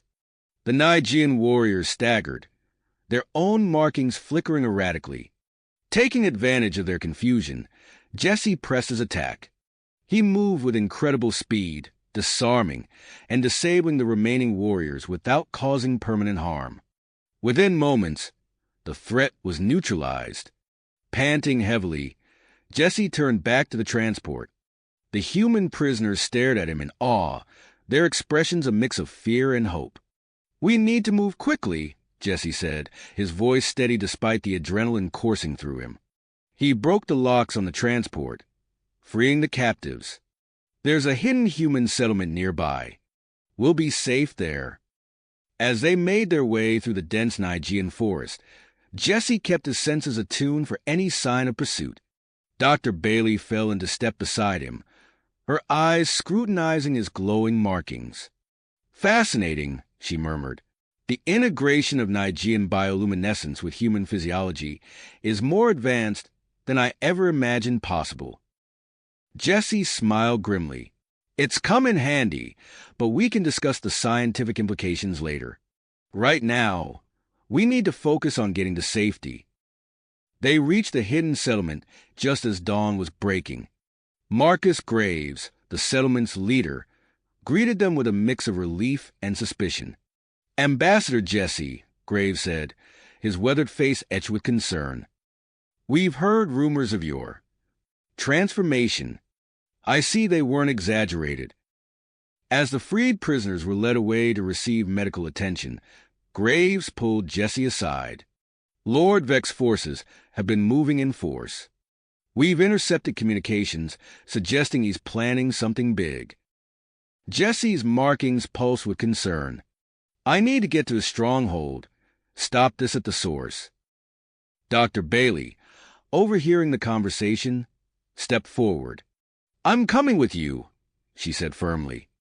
"During my captivity, I overheard plans for a bioweapon, one specifically designed to target humans with Nigean enhancements." Jesse felt a chill run down his spine. This wasn't just about diplomacy anymore. It was a direct threat to his existence and any future for human-Nigean cooperation. As Jesse prepared to leave, an encrypted message from Queen Cora flashed across his neural interface. His heart sank as he read the contents. Lord Vex had launched his attack on the capital earlier than expected. The Queen urged him to return, but left the final decision in his hands. Jesse's mind raced, weighing his options. The capital was under attack, but stopping Lord Vex at his stronghold could end the conflict decisively. As he grappled with the decision, another message came through, this time from Krell. His cover had been blown, and he was in imminent danger. The weight of responsibility settled heavily on Jesse's shoulders. The fate of two species hung in the balance, and every second counted. With a deep breath, he made his choice, knowing that whatever path he took would shape the future of human-Nigean relations forever. Jesse's mind raced as he processed the conflicting demands. The capital was under attack, Krell was in danger, and Lord Vex's bioweapon threatened everything they had worked for. In that moment, he made a decision that would shape the course of human-Nigean relations. "Dr. Bailey," he said, turning to the scientist, "I need you to lead a team back to the capital. Warn Queen Cora and help coordinate the defense. Marcus, can you spare some of your best fighters to go with her?" Marcus Graves nodded, his expression grim. "We'll do what we can to protect our people." Jesse's markings pulsed with willpower as he continued. "I'm going after Vex. We need to stop this at the source, and Krell needs our help." Before anyone could protest, Jesse activated his combat suit's advanced capabilities. The bioluminescent patterns shifted, blending seamlessly with the surrounding environment. In seconds, he became a living shadow, nearly invisible in the pre-dawn light. "Be careful, Jesse," Dr. Bailey said, her voice thick with concern. "We're counting on you." With a silent nod, Jesse slipped away into the forest, his enhanced senses guiding him towards Vex's stronghold. As he moved, he could feel his body adapting, becoming more in tune with his Nigean enhancements. The forest seemed to come alive around him, every rustle and movement crystal clear to his heightened awareness. As he approached the outer walls of the stronghold, Jesse paused, assessing the defenses. Guard patrols moved in precise patterns, and energy barriers hummed with deadly potential. For a normal human, it would have been an impenetrable fortress. But Jesse was far from normal now. He waited for a gap in the patrol pattern, then launched himself upwards. His enhanced muscles propelled him higher than any human should be capable of jumping. His fingers found purchase on the smooth wall, and he began to climb with preternatural speed and agility. Reaching the top, Jesse crouched low, his suit's camouflage keeping him hidden from the guards below. He moved silently across the wall, his eyes scanning for any sign of Krell or the bioweapon facility. A faint disturbance in the air caught his attention, a nearly imperceptible shift in the energy patterns around a heavily guarded building. Jesse's instincts told him this was where he needed to go. Using his enhanced strength and agility, Jesse made his way across the compound, avoiding detection with a combination of stealth and well-timed movements. As he neared the building, he heard muffled sounds of struggle coming from within. Jesse's markings pulsed with concern as he recognized Krell's voice. His friend was in pain, likely undergoing interrogation. Without hesitation, Jesse interfaced with the building's security systems, his neural enhancements allowing him to bypass the Nigean encryption with ease. The door slid open silently, and Jesse slipped inside. He moved through the corridors like a ghost, disabling security cameras and alarms as he went. Finally, he reached the high-security detention area. Krell was strapped to an interrogation chair, his markings flickering weakly. Two Nigean guards stood watch, their weapons at the ready. Jesse didn't hesitate. He moved with blinding speed, disarming the first guard before the Nigean could even register his presence. The second guard managed to fire off a shot, but Jesse's enhanced reflexes allowed him to dodge it easily. In seconds, both guards were unconscious, and Jesse was freeing Krell from his restraints. "Jesse," Krell gasped, his markings pulsing with relief and pain. "How did you find me?" "No time to explain," Jesse replied, helping his friend to his feet. "What did you learn about Vex plans?" Krell's eyes widened. "The bioweapon, it's here. They've accelerated the development. Vex plans to use it against the humans in the capital." Jesse's markings flared with alarm. "We need to destroy it. Can you lead me to the lab?" Krell nodded weakly, leaning on Jesse for support as they made their way through the facility. They encountered minimal resistance. Jesse's infiltration had gone undetected so far. As they entered the bioweapon lab, Jesse's enhanced vision took in every detail.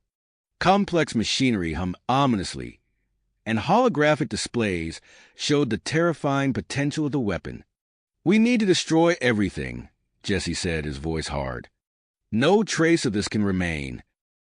Using his enhanced strength, Jesse began to tear apart the lab equipment. Krell, recovering some of his strength, joined in, focusing on erasing the research data from the Nigean computers. Just as they finished their work, an alarm blared through the facility. They had been discovered. "We need to move," Jesse said, supporting Krell as they made their way towards the exit. But as they rounded a corner, they found their path blocked. Lord Vex stood before them, flanked by his elite guard. The Nigean leader's markings pulsed with fury and hatred. "So," Vex snarled, "the human abomination returns. You may have destroyed my weapon, but you won't leave this place alive." Jesse's mind raced, analyzing the situation. They were outnumbered and outgunned. But as he prepared for battle, he realized that this moment offered more than just an opportunity for violence. It was a chance to change the course of human-Nigean relations. He stepped forward, his markings pulsing with a calm intensity. "Lord Vex," he said, his voice steady, "I challenge you to face Queen Cora in a formal tribunal. Let's end this conflict without further bloodshed." Vex's eyes narrowed, his markings flickering with surprise and curiosity. For a tense moment, Jesse thought the Nigean leader would refuse. But then, to everyone's shock, Vex nodded. "Very well, human," he said, his voice imbued with contempt. "I accept your challenge. Let all of Nigia see the truth of your kind's interference in our affairs." As Jesse and Krell escorted the now cooperative Lord Vex back towards the capital, Jesse's mind was already racing ahead to the challenges that awaited them. The tribunal would be a critical moment for human-Nigean relations, and he knew that the real battle was just beginning. Jesse paused, realizing the gravity of the situation. He couldn't allow himself to be distracted by thoughts of future challenges. The immediate task at hand demanded his full attention. As they approached the capital, Jesse noticed a change in the atmosphere. The usually bustling streets were eerily quiet, tension hanging thick in the air. Queen Cora's personal guard met them at the city gates, their markings pulsing with a mix of relief and apprehension. "Ambassador Jesse," the lead guard said, bowing slightly. "Her Majesty requests your immediate presence in the palace." Jesse nodded, his own markings flickering with acknowledgement. He turned to Krell, who was supporting a subdued Lord Vex. "Take him to the holding cells. I'll join you soon." The palace halls were a flurry of activity as Jesse made his way to the throne room. Advisors and nobles rushed about, their bioluminescent patterns betraying their anxiety. As the doors swung open, Jesse found Queen Cora deep in discussion with her inner circle. She looked up, her markings brightening at the sight of him. "Jesse, thank the stars you're here. The situation has escalated beyond our expectations." Before Jesse could respond, Cora continued, her voice firm and resolute. "I'm appointing you as the official human-Nigean liaison, effective immediately. We need a united front, and you're the bridge between our peoples." Jesse's markings pulsed with surprise. "Your Majesty, I'm honored, but dash." "There's no time for hesitation," Cora interrupted. "The tribunal preparations are already underway, and we need you fully integrated into our political structure." Over the next few days, Jesse found himself thrust into the heart of Nigerian politics. His enhanced mental capabilities allowed him to absorb vast amounts of information about Nigerian law and customs. But the rapid acquisition of knowledge only served to highlight the growing distance between himself and both humans and Nigerians. As he worked closely with various Nigerian departments, Jesse found an unexpected ally in Lyra, the head of the Scientific Research Division. Her expertise proved invaluable as they collaborated on projects showcasing the benefits of human-Nigerian cooperation. "Your adaptability is remarkable, Jesse," Lyra said one evening as they pored over data in her lab. Her markings pulsed with a warmth that went beyond professional admiration. Jesse felt a flutter of unease. He'd noticed Lyra's growing attraction, and it added another layer of complexity to an already complicated situation. His relationship with Queen Cora had become strained under the weight of their responsibilities, and he couldn't afford any distractions. As the date of the tribunal approached, Jesse received alarming intelligence from his human contacts. A group calling themselves the Earth First Coalition was planning to disrupt the proceedings and assassinate both him and Queen Cora. Jesse immediately sought out Krell, finding his friend in the Palace Security Center. "We need to enhance our defenses," Jesse said, his markings pulsing urgently. "I have reason to believe we're facing threats from both human and Nigerian sources." Krell nodded, his own patterns shifting to a serious configuration. "I've been working on a new security system that combines human and Nigerian technology. With your help, we can make it virtually impenetrable." As they worked to implement the new security measures, Jesse couldn't shake the feeling that they were missing something. Lord Vex, though officially cooperating, had been suspiciously quiet. Jesse's enhanced senses picked up whispers of secret meetings and growing opposition among the Nigerian nobles. In a bold move to counter the rising tide of suspicion, Jesse volunteered to undergo a public demonstration of his abilities. The event was met with mixed reactions, but it served its purpose in showcasing the potential of human-Nigerian collaboration. The night before the tribunal, as Jesse stood on the balcony of his palace quarters, he made a surprising discovery. Concentrating on the bioluminescent patterns that danced across his skin, he found he could interpret and mimic complex Nigerian emotional expressions with startling accuracy. Excited by this new ability, Jesse reached out to Queen Cora through their secure communication channel. But as he waited for her response, he heard a commotion in the hallway outside his quarters. Jesse's enhanced senses kicked into high alert. He could hear the muffled sounds of a struggle and unfamiliar heartbeats approaching his door. With a sinking feeling, he realized that despite all their precautions, the Earth First Coalition had managed to infiltrate the palace. As the door began to slide open, Jesse's mind raced through his options. The fate of human-Nigean relations hung in the balance, and he knew that his next actions would shape the future of both species. With his markings pulsing intensely, Jesse prepared to face this new threat, knowing that the true test of his abilities and his commitment to peace was about to begin. Jesse's enhanced reflexes kicked in immediately. He spun around, his bioluminescent markings flaring bright as he faced the intruders.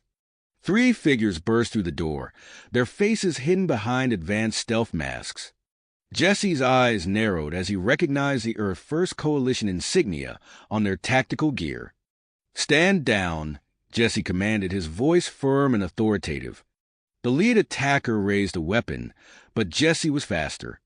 He closed the distance in a blink, disarming the assailant with a swift strike. The other 2 rushed him simultaneously. Jesse's augmented muscles propelled him into action. He ducked under a swinging fist, countering with a palm strike that sent one attacker stumbling backward. The third managed to land a glancing blow, but Jesse barely felt it through his enhanced physiology. As he grappled with the remaining attackers, Jesse's mind raced. How had they infiltrated the palace? What was their true objective? A sharp pain in his side answered that question. One of the assailants had managed to inject him with something. Jesse's vision blurred momentarily, his bioluminescent patterns flickering erratically. Gritting his teeth, Jesse pushed through the disorientation. He couldn't afford to fail now, not with so much at stake. With a burst of strength, he incapacitated the remaining attackers, securing them with restraints from his utility belt. As the adrenaline faded, Jesse felt the full effects of whatever they had injected him with. His enhanced metabolism was fighting it, but he knew he needed help. He activated his secure comm link. "Krell, we have a situation. Earth First Coalition infiltrators in my quarters. I've subdued them, but they've administered an unknown substance." Krell's voice crackled back, filled with concern. "Hold tight, Jesse. I'm on my way with a medical team." Jesse sagged against the wall, his markings pulsing weakly. As he waited for backup to arrive, his thoughts turned to the impending tribunal. Despite this setback, he couldn't let it derail the proceedings. Too much depended on its success. The next few hours passed in a blur of medical examinations and security debriefings. By the time dawn broke over the Nigean capital, Jesse had mostly metabolized the unknown substance, though its lingering effects left him feeling slightly off balance. As he donned his specially designed suit, a blend of human and Nigean aesthetics, Jesse received an urgent message from Krell. His friend's markings pulsed with agitation as he appeared on the holographic display. "Jesse, we've uncovered evidence of more Earth First Coalition extremists within the palace grounds," Krell reported. "We're initiating a covert sweep, but we need to proceed carefully to avoid causing panic among the tribunal attendees." Jesse nodded, his own markings flickering with tenacity. "Understood.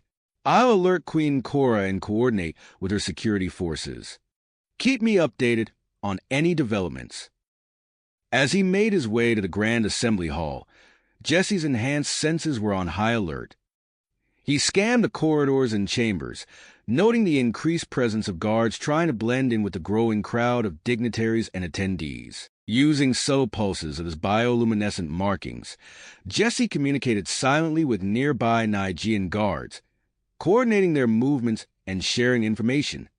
The heightened security measures added to the strain he already felt, but he forced himself to maintain a calm, diplomatic demeanor. The assembly hall buzzed with tension as Jesse took his place between the human and Nigean delegations. Lord Vex stood at the defendant's podium, his markings pulsing with barely suppressed anger.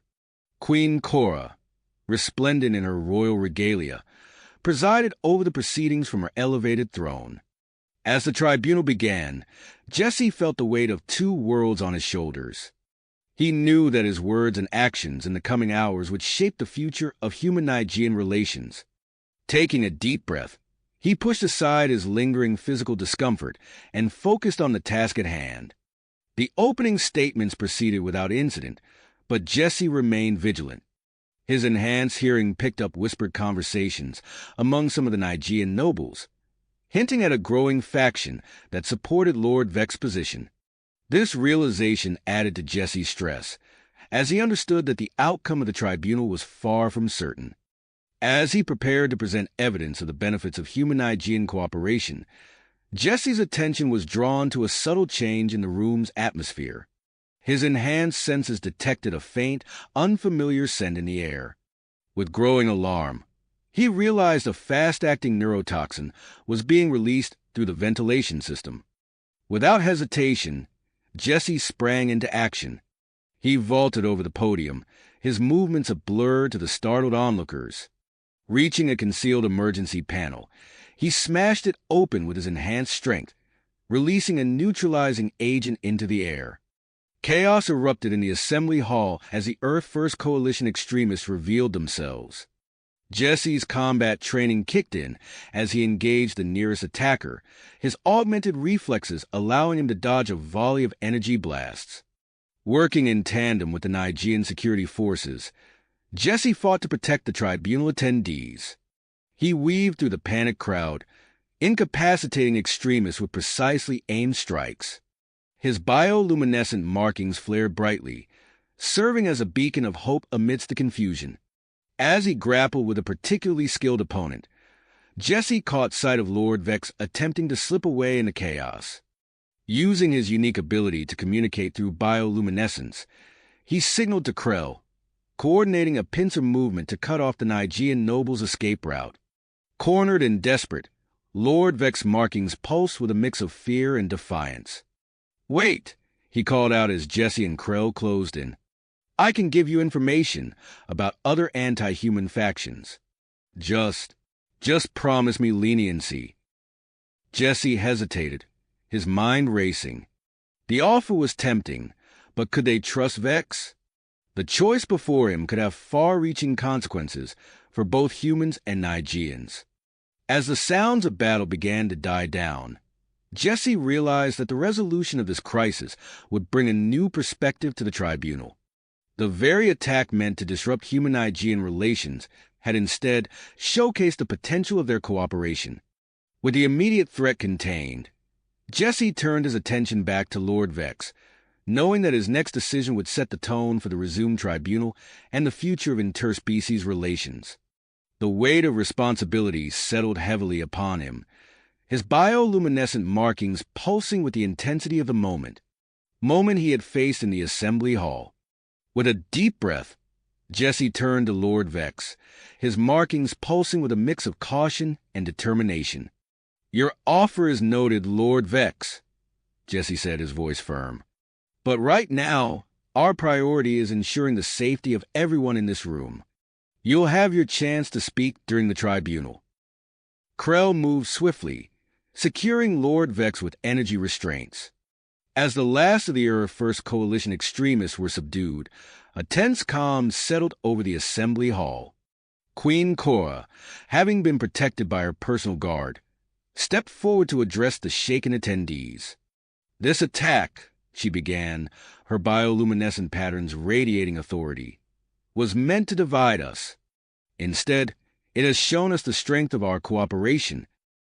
Jesse nodded in agreement, his enhanced senses still on high alert for any lingering threats. As the assembly settled, he made his way to the podium, aware that all eyes were upon him. This was the moment he had prepared for, the culmination of years of work and sacrifice. Taking a deep breath, Jesse began his address to the tribunal. His voice, steady and clear, filled the hall as he wove together arguments for human-Nigerian cooperation with personal anecdotes from his unique experiences. As he spoke, his bioluminescent markings pulsed rhythmically, adding a layer of nonverbal communication that resonated deeply with the Nigean attendees. I stand before you not just as a human, nor solely as an adopted son of Nigeria, Jesse said, his markings flickering with sincerity. I am living proof of what we can achieve together. The enhancements that allow me to communicate with you in this way are not just a scientific marvel. They are a bridge between our species. He recounted the challenges he had faced, the moments of misunderstanding and breakthrough, always emphasizing the potential for growth and mutual benefit. As he spoke, Jesse could sense the mood in the room shifting. The fear and tension from the earlier attack were giving way to a cautious optimism. The attack we just witnessed, Jesse continued, his markings pulsing with intensity, was born of fear and ignorance. But look at how we responded, humans and Nigerians working in tandem, protecting each other. This is the future we can build together. As Jesse concluded his speech, a wave of approval rippled through the assembly hall. He could see it in the brightening patterns of the Nigerian dignitaries and the nodding heads of the human representatives. Queen Cora, her own markings glowing with approval, stepped forward once more. Jesse's words have shown us a path forward, she announced, her voice carrying authority and warmth. In light of recent events and the undeniable benefits of our cooperation, I propose a bold new initiative, the Human Nigerian Integration Program. A murmur of surprise and interest swept through the hall. Jesse's enhanced hearing picked up whispered debates and exclamations from all corners of the room. Queen Cora continued, outlining the program's goals. We will select a small group of human volunteers to undergo a modified version of the enhancement process that Jesse experienced. These enhanced humans will serve as cultural and diplomatic bridges between our species, fostering understanding and cooperation on an unprecedented level. The announcement caused an immediate stir. Jesse could see the human delegates huddled in intense discussion, while the Nigerian noble's markings flickered with a mix of curiosity and concern. He knew that this proposal would be controversial, but he also recognized its potential to transform interspecies relations. As discussions intensified, Jesse became aware of a strange sensation coursing through his body. His skin began to tingle, taking on a subtle, shimmering quality reminiscent of Nigerian bioluminescence. He flexed his hands, marveling at the way his skin seemed to catch and reflect light in new ways. Dr. Elaine Bailey, who had been observing from the sidelines, approached Jesse discreetly. "Are you all right?" she asked, her voice low. "You look different." Jesse nodded, trying to maintain his composure. "Something's changing," he whispered back. "My body feels. I don't know how to describe it." Dr. Bailey's eyes widened with scientific curiosity. "We need to run some tests as soon as possible. Your body might be entering a new phase of adaptation." Before Jesse could respond, Queen Cora called the assembly to order. "We will now open the floor for discussion on the proposed Human Nigerian Integration Program," she announced. "Let us hear your thoughts, concerns, and suggestions." As delegates from both species began to voice their opinions, Jesse found himself at the center of attention once more. Human representatives peppered him with questions about his experiences, while Nigerian nobles sought his insights on the potential cultural impact of the program. Jesse answered each query thoughtfully, drawing on his unique perspective to address concerns and highlight opportunities. All the while, he was acutely aware of the changes happening within his body. He could now regulate his temperature with unprecedented precision, adapting to the subtle shifts in the assembly hall's environment without conscious effort. As the debate raged on, Jesse caught sight of Lord Vex, who had been allowed to return to his seat under heavy guard. To Jesse's surprise, the Nigerian noble stood up, his markings pulsing with an uncharacteristic pattern of conciliation. "If I may speak," Lord Vex began, his voice carrying a note of humility that Jesse had never heard before. "Recent events have opened my eyes to the potential benefits of this program. I would like to offer my support for the initiative, along with my expertise in Nigerian physiology, to ensure its success." The assembly hall fell silent for a moment, then erupted in a cacophony of voices and flashing bioluminescent patterns. Jesse's mind raced, trying to decipher Lord Vex's true motives. Was this a genuine change of heart, or a calculated move to regain influence? As the discussions about the integration program intensified, Jesse found himself at a crossroads.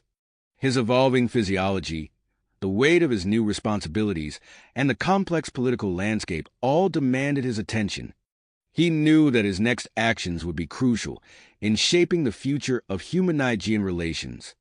With a deep breath, Jesse stepped forward, ready to navigate the challenges ahead and guide both species toward a new era of cooperation.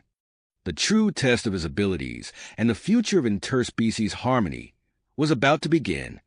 The true test of his abilities and the future of interspecies harmony was about to unfold in ways Jesse could never have anticipated. Weeks passed in a flurry of activity as preparations for the human-Nigerian integration program accelerated. Jesse found himself at the center of it all, his unique perspective invaluable as the first successfully enhanced human. The day finally arrived when the transport ship carrying the first volunteers from Earth touched down on Nigerian soil. Jesse stood alongside Queen Cora and a group of Nigerian officials on the landing pad, his skin tingling with a mix of excitement and apprehension. As the ship's doors opened, he focused his enhanced senses on the group emerging from the vessel. The volunteers' faces showed a mix of wonder and nervousness as they took in their alien surroundings. Dr. Marcus Reeves, a tall man with sharp features and piercing blue eyes, led the group.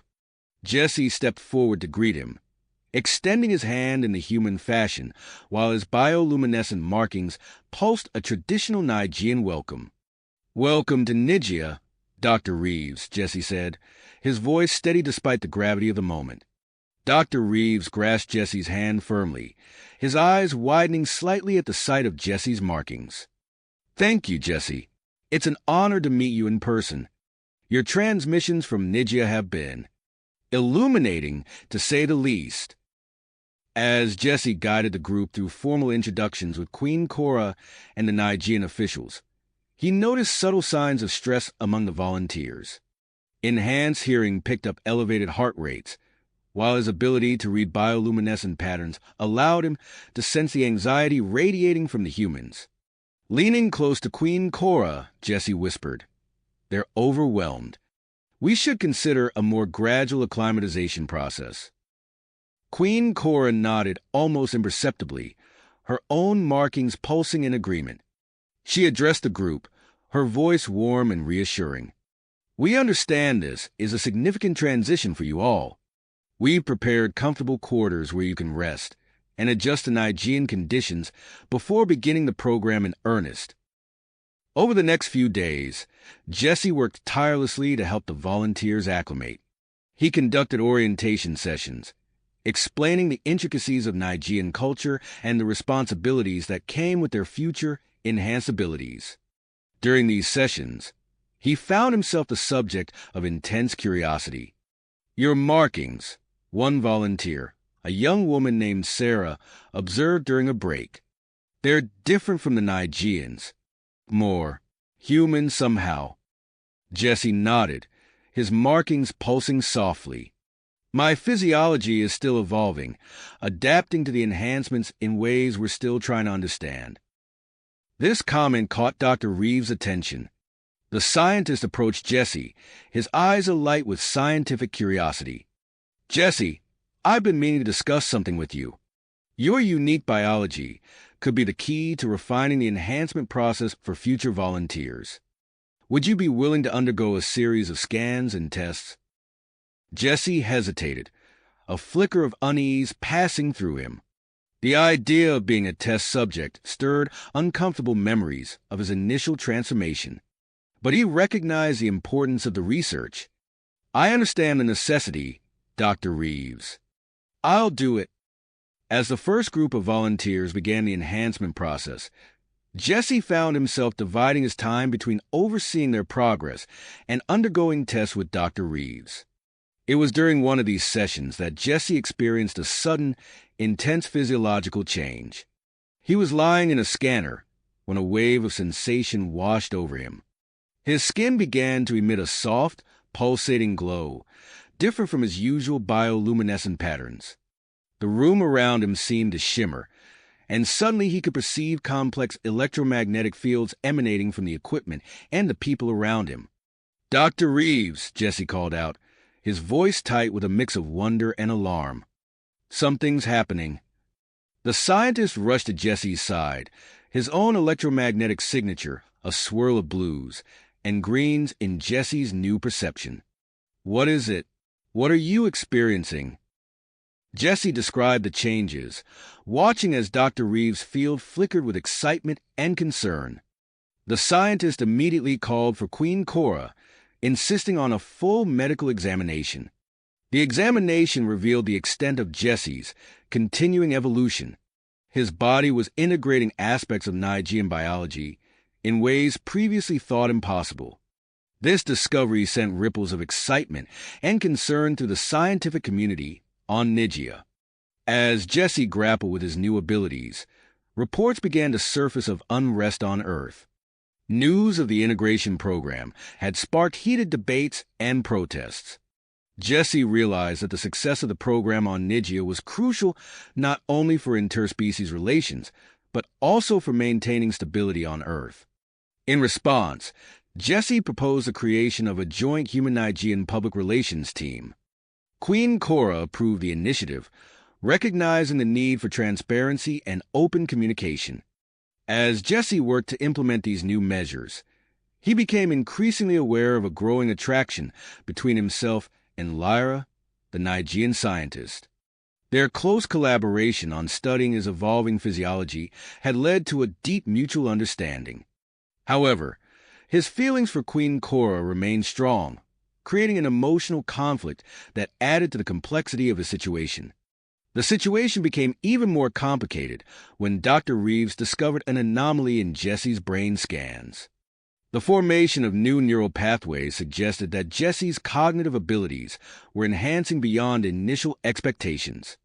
Grappling with the implications of his continuing evolution, Jesse decided to take a more active role in mentoring a small group of human volunteers. This decision brought him into conflict with some Nigerian officials who feared his influence might create a faction loyal to him rather than to Nigerian society as a whole. As tensions rose, Jesse received an unexpected message from Earth.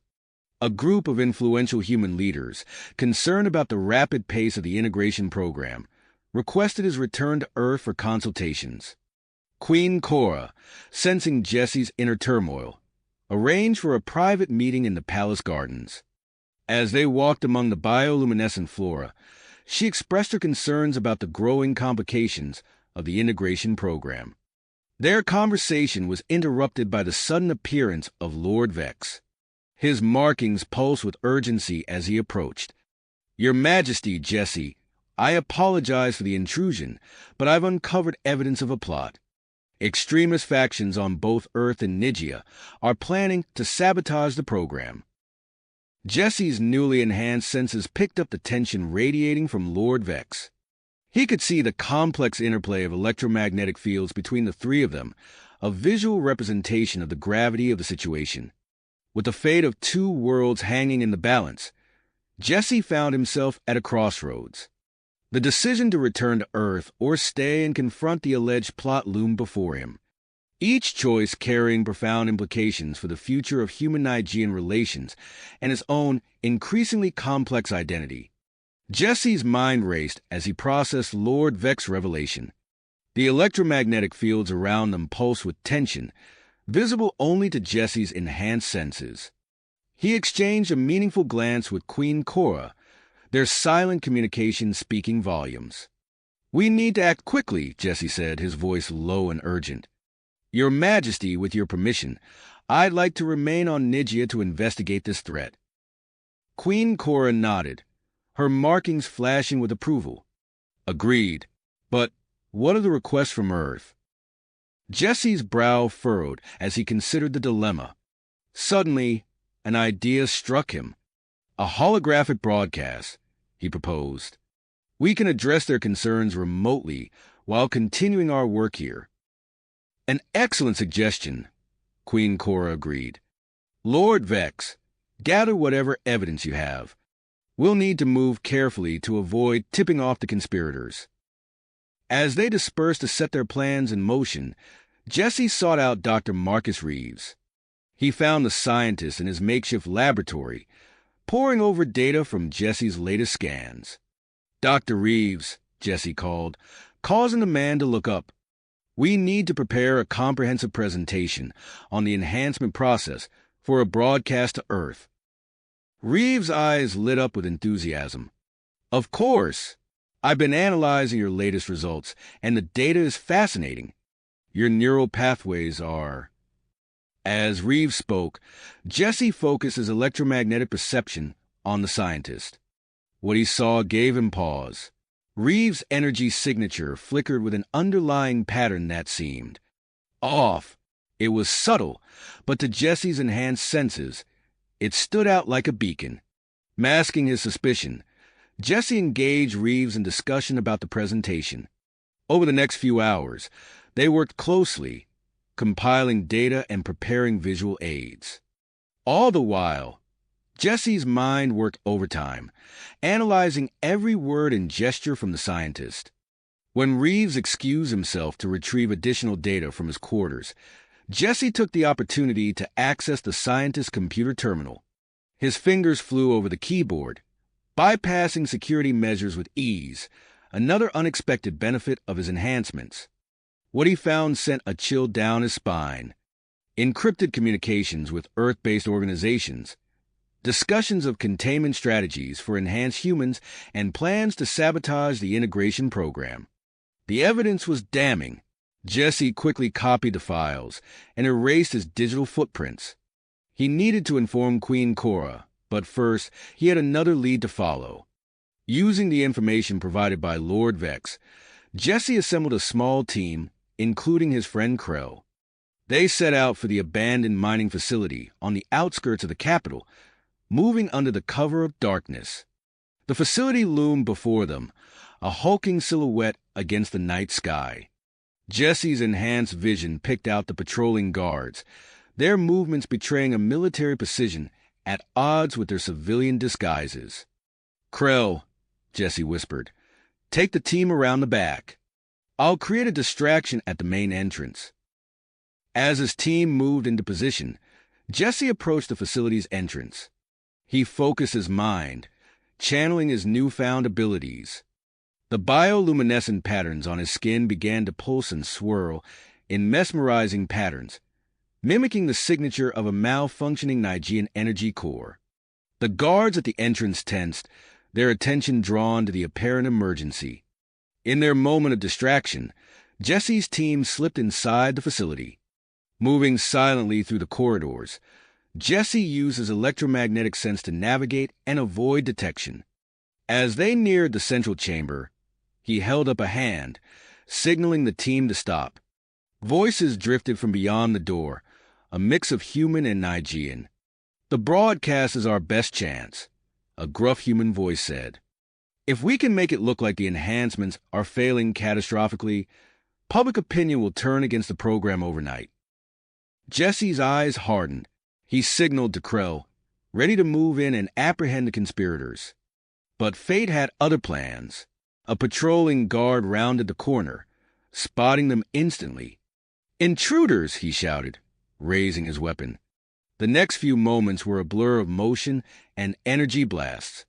Jesse moved with inhuman speed, disarming two guards before they could react.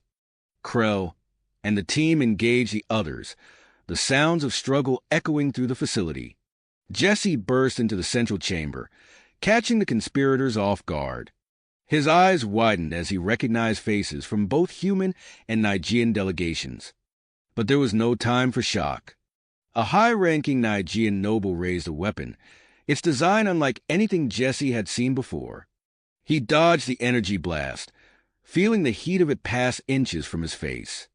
In the chaos, Jesse noticed other human extremists wielding similar advanced weapons. "Krell, watch out!" Jesse shouted, seeing a blast heading for his friend. He launched himself forward, but he was too late. The energy struck Krell, sending him crumpling to the ground. Fury surged through Jesse. He moved like a whirlwind, subduing the remaining conspirators with a combination of enhanced strength and newly developed combat skills. As the dust settled, he rushed to Krell's side, relief washing over him as he felt a weak pulse. With the key members of the conspiracy in custody and Krell on his way to emergency medical care, Jesse's communicator buzzed. It was Lyra, her voice tight with urgency. "Jesse, we're detecting strange energy readings from Dr. Reeves' quarters. Something's not right."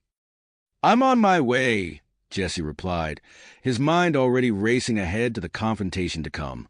As he sped towards the palace, he knew that the next few hours would determine the fate of human-Nigean relations and his own place in this new, complex world, and his own increasingly complex identity.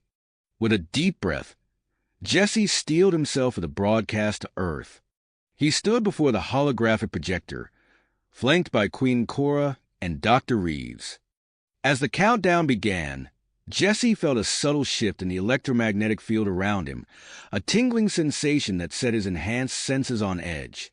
The transmission began, and Jesse launched into his carefully prepared presentation.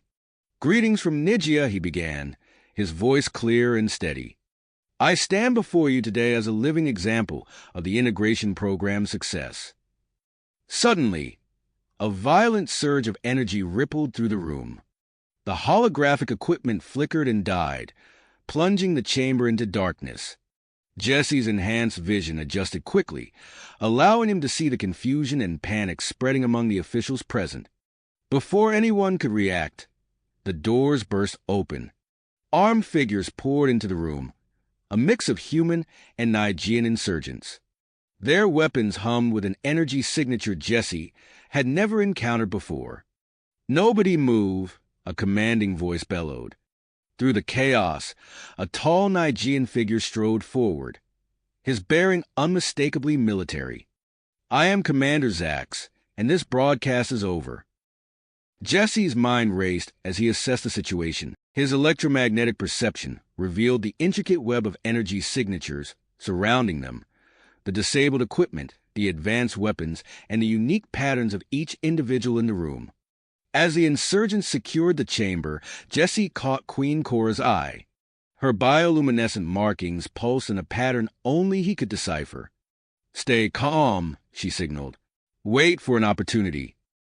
Commander Zax moved to the center of the room, his gaze sweeping over the hostages.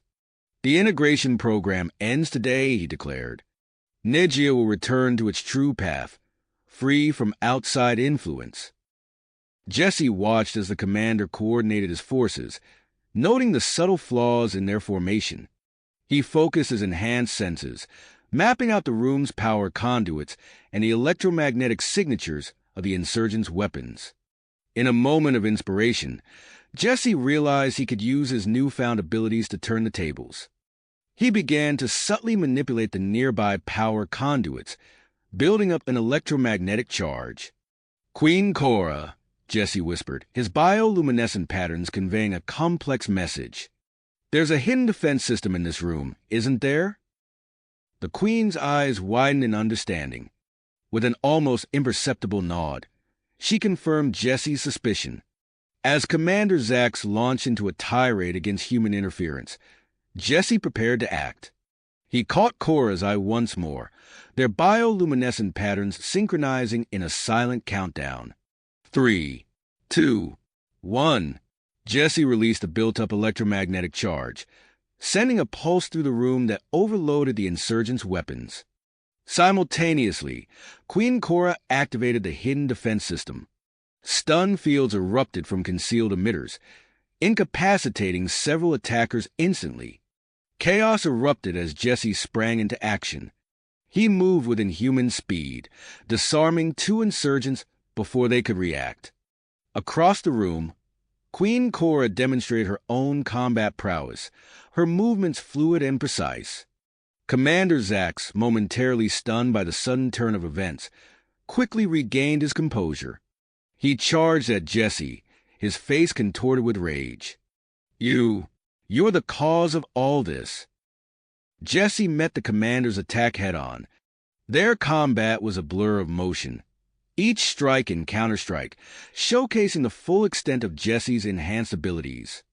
Despite Zax's military training, he found himself outmatched by Jesse's superior speed and strength.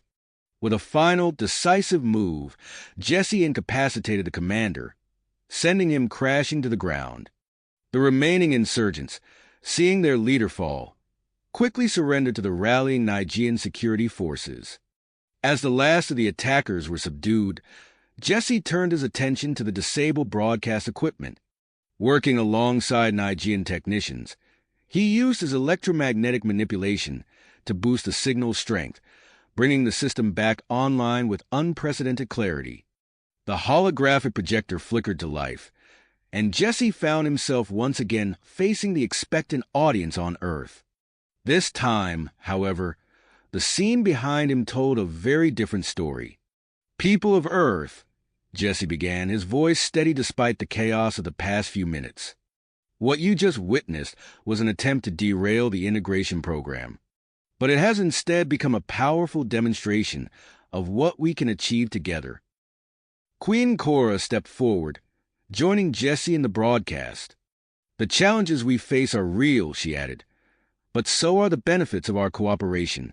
Today's events have only strengthened our purpose to move forward united." As they continued to broadcast, addressing the recent attack and reaffirming their commitment to the integration program, Jesse could sense a shift in the energy of their audience. The skepticism and fear that had dominated earlier discussions began to give way to curiosity and cautious optimism.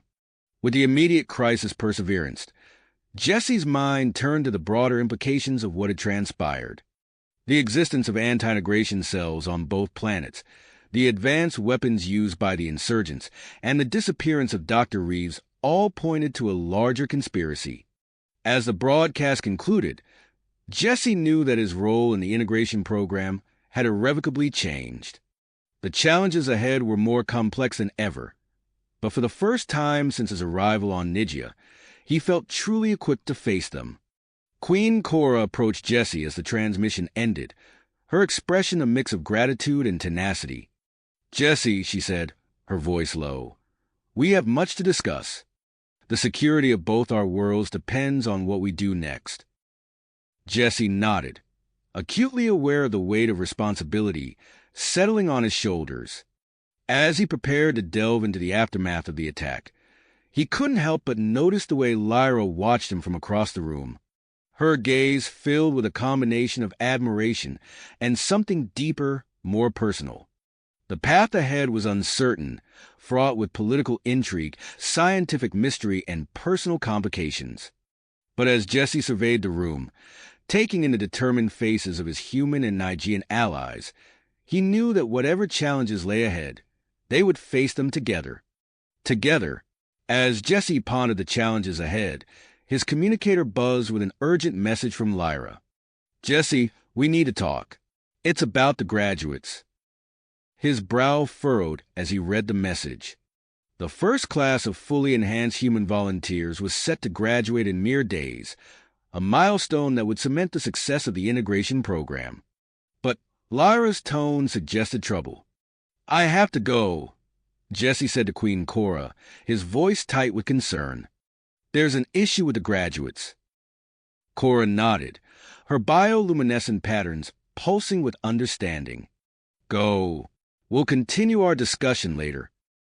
Jesse hurried through the palace corridors, his enhanced senses picking up the increased activity around him. He found Lyra in her lab, her face pale and drawn as she pored over holographic displays filled with complex genetic data. "What's wrong?" Jesse asked, stepping closer to examine the readouts. Lyra looked up, her eyes filled with a mixture of fear and tenacity. "I've discovered a critical flaw in the enhancement process," she said, her voice barely above a whisper.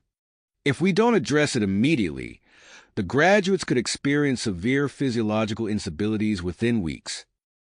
Jesse's mind raced as he processed the implications. "How severe are we talking?" "Rapid cellular degeneration," Lyra replied, pulling up a simulation that showed human cells breaking down at an alarming rate. "They could." She trailed off, unable to finish the sentence. "We need to postpone the graduation ceremony," Jesse said firmly. "And we need to convene an emergency meeting with Queen Cora and the remaining human scientists." Within the hour, they were gathered in a secure conference room. The tension was palpable as Lyra presented her findings to the group. Queen Cora's bioluminescent patterns flickered with concern as she absorbed the information. "This could derail the entire integration program if word gets out," one of the human scientists said, voicing the fear that hung heavy in the room. Jesse stood, his mind working through potential solutions. "What if we use my genetic code as a template for a corrective treatment?" he suggested. "My physiology has stabilized.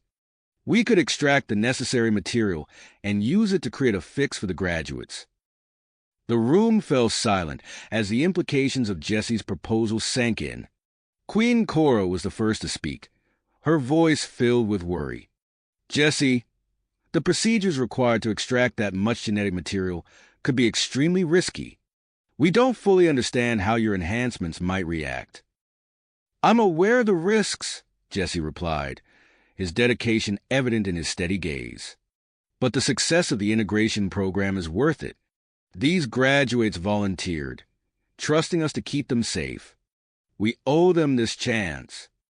Lyra stepped forward, her eyes meeting Jesse's. "I'll personally oversee the medical procedures," she said. "We'll take every precaution to ensure your safety." As the team began preparations for the corrective treatment, Jesse received an intelligence report that made his blood run cold. Remnants of Commander Zax's insurgent group were planning to exploit the graduation ceremony delay, launching a propaganda campaign against the integration program. Jesse tapped his communicator, contacting Krell. His friend answered immediately, his voice steady despite the lingering effects of his recent injury. "Krell, I need you to coordinate our security measures.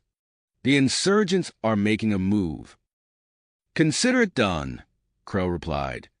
"I'll keep you updated on any developments."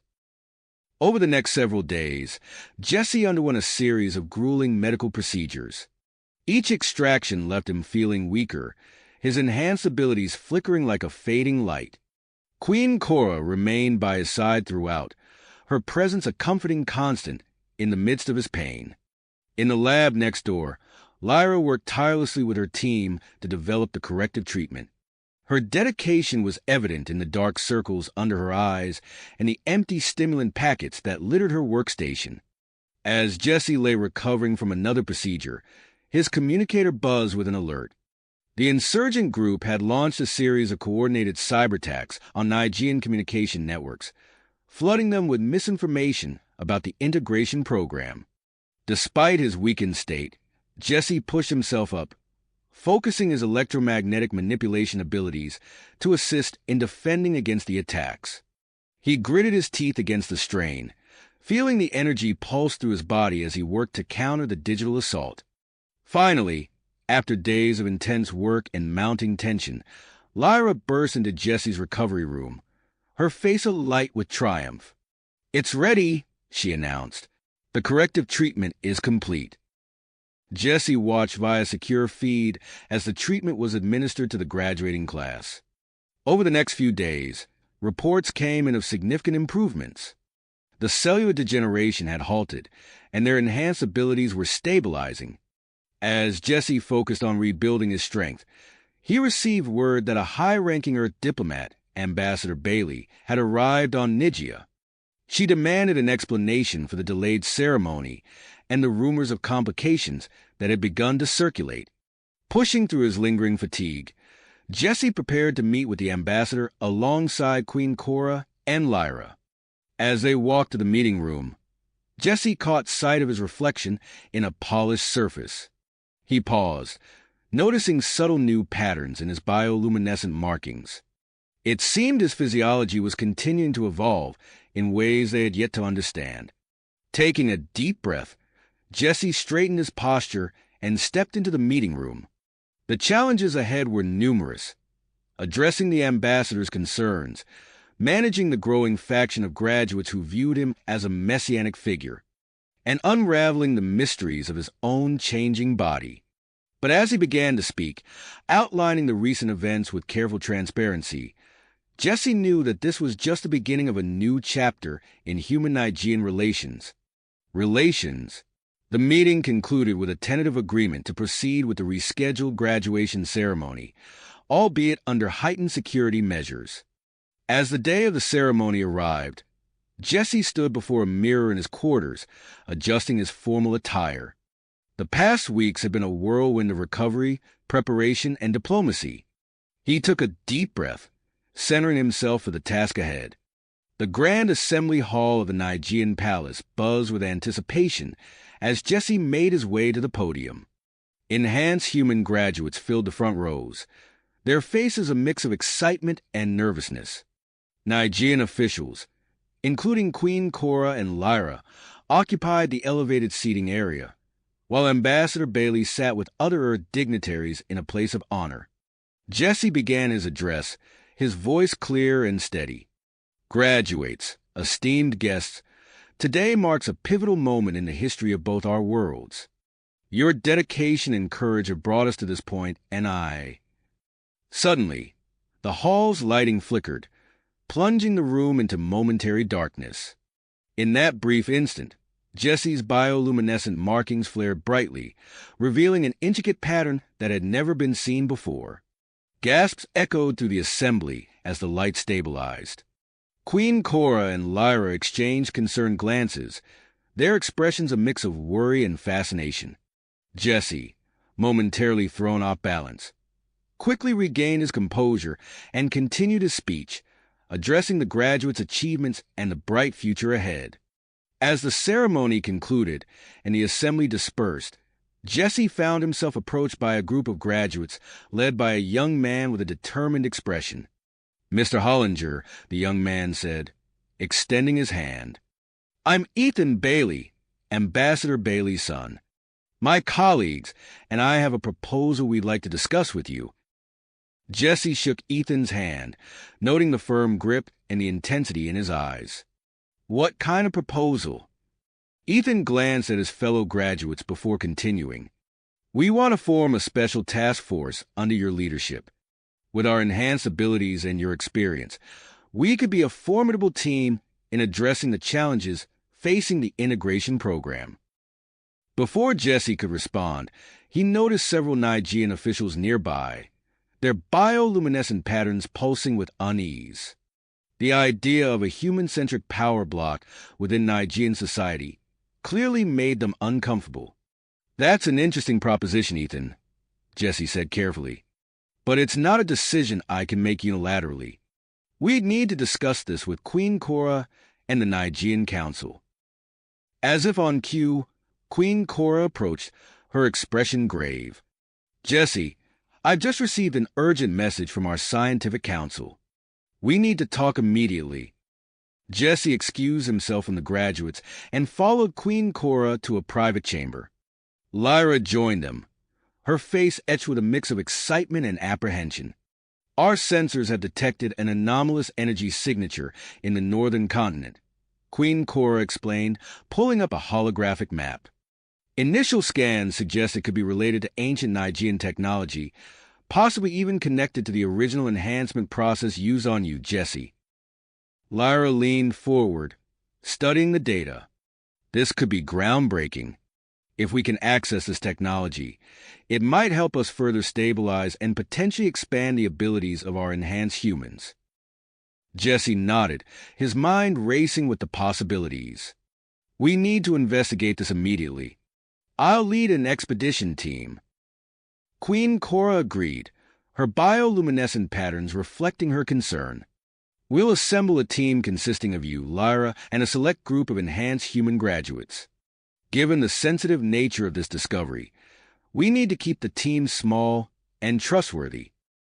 As they began preparations for the expedition, Jesse found himself in the equipment room, gathering supplies. Suddenly, a surge of energy coursed through his body. Several pieces of Nigerian technology around him sparked and malfunctioned, their displays flickering erratically. Lyra, who had been helping him pack, stepped back in surprise.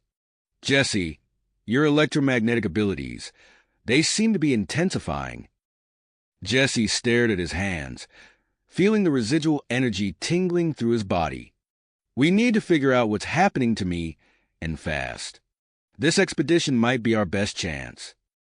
The team assembled quickly, with Ethan Bailey and a few other top graduates joining Jesse and Lyra. They boarded an advanced Nigerian transport vehicle designed to navigate the harsh terrain of the northern continent. As they journeyed across the alien landscape, Jesse found his senses becoming increasingly attuned to the subtle electromagnetic fields around him. He could detect hidden geological features and energy patterns with startling clarity. "There," Jesse said, pointing to a seemingly unremarkable cliff face. "The energy signature is strongest behind that rock formation."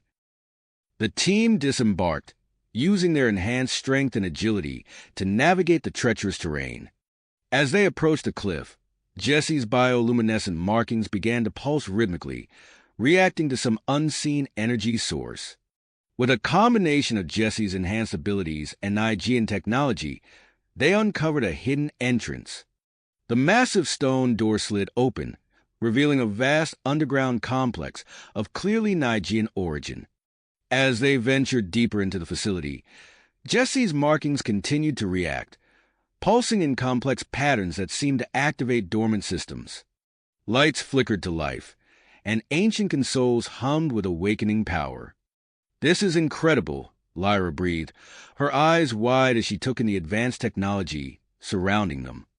"This facility must be thousands of years old, yet it's more advanced than anything we have today." They pushed forward, their enhanced senses on high alert for any potential dangers. Finally, they reached a vast chamber that seemed to be the heart of the complex. At its center stood what appeared to be a more advanced version of the enhancement technology used in the integration program. Jesse approached the central console, feeling a strange resonance building within him. As he reached out to touch the controls, his body began to vibrate in harmony with the ancient technology. Suddenly, hidden data banks sprang to life, projecting holographic displays filled with historical records. Lyra gasped as she began to translate the ancient Nigerian text. "This is unbelievable," she said, her voice filled with awe. According to these records, the Nigerians attempted a similar integration program with another alien species thousands of years ago. Before they could process this revelation, a security protocol activated, sealing the team within the chamber. Alarms blared, and the ancient systems began to power up, responding to Jesse's presence. "Everyone stay calm," Jesse commanded, focusing his enhanced abilities on the console before him. He could feel the technology responding to his touch, recognizing him as a hybrid of human and Nigerian biology. As Jesse worked to override the security measures, he found himself inadvertently interfacing directly with the ancient enhancement technology. A surge of energy coursed through his body, more powerful than anything he had experienced before. His bioluminescent markings shifted and expanded, forming intricate, never-before-seen patterns across his skin. The other team members watched in amazement as Jesse's body seemed to absorb and channel the ancient energies. With a final burst of effort, Jesse managed to deactivate the security systems. The chamber doors slid open, but as the team prepared to exit, they realized a new problem had arisen. "Our communication devices are dead," Ethan reported, tapping uselessly at his wrist unit. "And I'm betting our transport vehicle isn't faring much better."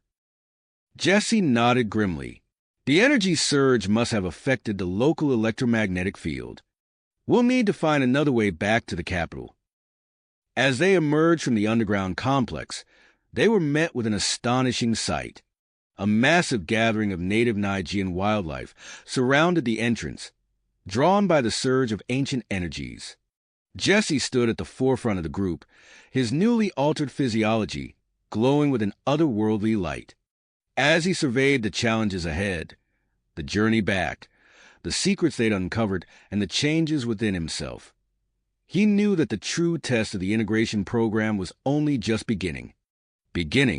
Jesse surveyed the untamed wilderness before them, his altered physiology casting an ethereal glow in the dim light of dawn. "Our transport's fried," Ethan reported, emerging from the vehicle with a scowl. "The surge knocked out all the electronics." Jesse nodded, his mind already formulating a plan. "We'll have to make our way back on foot. Gather only essential equipment and samples. We need to travel light and fast." As the team prepared for the arduous journey ahead, Jesse felt a surge of energy coursing through his body. He raised his hands, focusing on the electromagnetic fields around them. A shimmering barrier materialized, enveloping the group. "This should offer some protection from the elements and wildlife," Jesse explained, noting the awe in his companion's eyes. They set out across the rugged terrain, Jesse's protective field a constant presence. Days blurred together as they navigated treacherous cliffs, dense forests, and vast, windswept plains. The native wildlife, drawn by the lingering energy disturbance, prowled at the edges of their makeshift camp each night. On the fifth day, as they crested a rocky outcrop, Lyra pointed to a distant structure. "Look, a Nigerian outpost." Relief washed over the weary travelers as they approached the small facility. Inside, they found basic supplies and, more importantly, long-range communication equipment. Jesse activated the comm system, establishing a link with the capital. Queen Cora's holographic form shimmered into view, her expression a mix of relief and concern. "Jesse, we've been so worried. What happened, and why do you look different?" He gave her a brief rundown of their discoveries and his transformation. "We need extraction, Your Majesty. Our transport was disabled by an electromagnetic surge." Queen Cora nodded. "I'm dispatching a rescue team immediately with specialized transport vessels. They should reach you within hours." As they waited, Jesse and Lyra pored over the data and samples they collected. Their excitement was palpable as they discussed the implications of their findings. "This could revolutionize our understanding of Nigerian history," Lyra said, her eyes shining with enthusiasm. In the heat of the moment, their faces drew closer. Jesse felt the pull of attraction, the shared thrill of discovery heightening the tension between them. Just as their lips were about to meet, the whir of approaching engines broke the spell. They quickly separated, composing themselves as the rescue team arrived. The journey back to the capital was swift and uneventful, a stark contrast to their outbound trek. Upon landing in the capital, they were greeted by a delegation led by Queen Cora. Gasps and murmurs rippled through the crowd as Jesse stepped off the transport, his altered appearance drawing all eyes. Ambassador Bailey pushed forward, her face etched with concern. "Mr. Hollinger, what exactly happened out there?" "This change in you raises serious questions about the integration program's effects on human physiology."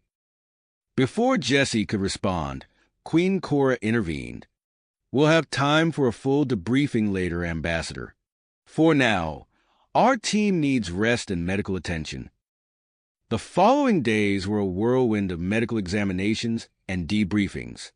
Jesse underwent extensive tests, each revealing further alterations to his DNA and physiology. His abilities continued to evolve, his connection to Nigerian technology growing stronger by the day.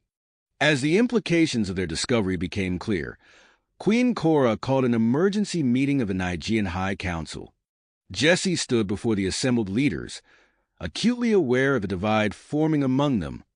"The ancient facility represents an unprecedented opportunity," Jesse argued, his voice steady and confident. "We have a chance to unlock the full potential of human Nigerian integration, to push the boundaries of what's possible for both our species.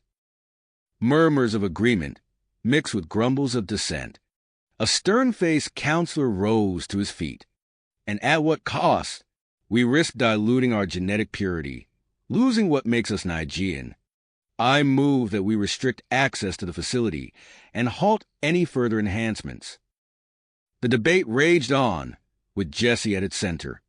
As the council adjourned without reaching a consensus, he found himself cornered by Ethan Bailey and a group of enhanced human graduates. "We have a proposal," Ethan said, his eyes gleaming with ambition. "Let us form an independent research team to study the ancient technology. We could make breakthroughs faster without the constraints of Nigean bureaucracy." Jesse hesitated, sensing the potential for conflict. "It's an interesting idea, Ethan, but we need to work within the existing framework. This isn't just about scientific discovery. It's about maintaining the delicate balance between our two peoples." As he navigated the political minefield, Jesse became aware of a new sensation. He could feel energy pulsing through the planet itself, a vast network of power flowing beneath their feet. The ancient facility, he realized, was just one node in a planet-wide system of incredible complexity. Reports began filtering in of other enhanced humans, developing abilities similar to Jesse's latest transformation. The Nigean population's reactions were mixed, ranging from excitement to fear and suspicion. Standing on a balcony overlooking the capital, Jesse made his decision. He would lead a series of expeditions to explore the other nodes of the ancient Nigean technology network. It was a risky move, one that would put him at odds with conservative factions on both sides. As he began assembling his team and making preparations, Jesse could feel the weight of expectation on his shoulders. He was walking a tightrope between two worlds, his own identity shifting and evolving along with his body. The path ahead was uncertain, but he knew one thing for sure. The true potential of human Nigean integration was only just beginning to reveal itself. The true potential of human Nigean integration was only just beginning to reveal its depths, and Jesse knew he had to take the lead in exploring it further. With Queen Cora's blessing, Jesse began assembling a diverse team for his ambitious expedition. He handpicked enhanced humans from the integration program, including Ethan Bailey and Lyra, along with a group of Nigean scientists eager to uncover the secrets of their ancestors. As they prepared for their journey, Queen Cora approached Jesse with a concerned expression. "I support your mission, Jesse, but I must insist on additional security measures. Commander Vex will lead a Nigean military contingent to accompany your team." Jesse nodded, understanding the need for caution. He'd sensed the growing unease among some Nigeans regarding the rapid advancements in human integration. The expedition set out for the remote desert region of Nigeria's southern continent. Jesse's enhanced electromagnetic senses had detected a significant concentration of ancient technology buried beneath the shifting sands. As their transport vehicle touched down on the sun-baked earth, Jesse felt a familiar tingling sensation coursing through his body. "We're close," he announced, his bioluminescent markings pulsing with increasing intensity. "The energy signature is stronger here than anything we encountered in the north." Commander Vex, a stern-faced Nigean with piercing silver eyes, watched Jesse warily. "Let's hope your human intuition doesn't lead us astray, Hollinger." The team set up a base camp and began excavation efforts. 4 days. They toiled under the scorching sun, their enhanced strength and Nigean technology allowing them to dig deeper and faster than any conventional archaeological team. On the 5th day, Lyra's excited shout echoed across the dig site. "We've found something." Jesse rushed to the excavation pit, his heart racing. As he peered into the darkness below, his markings flared brightly, illuminating a massive metal doorway embedded in the rock. With a combination of Jesse's abilities and Nigean technology, they managed to unseal the ancient entrance. As the doors creaked open, a gust of stale air rushed out, carrying with it the weight of millennia. The team descended into the darkness, their way lit by Jesse's glowing form.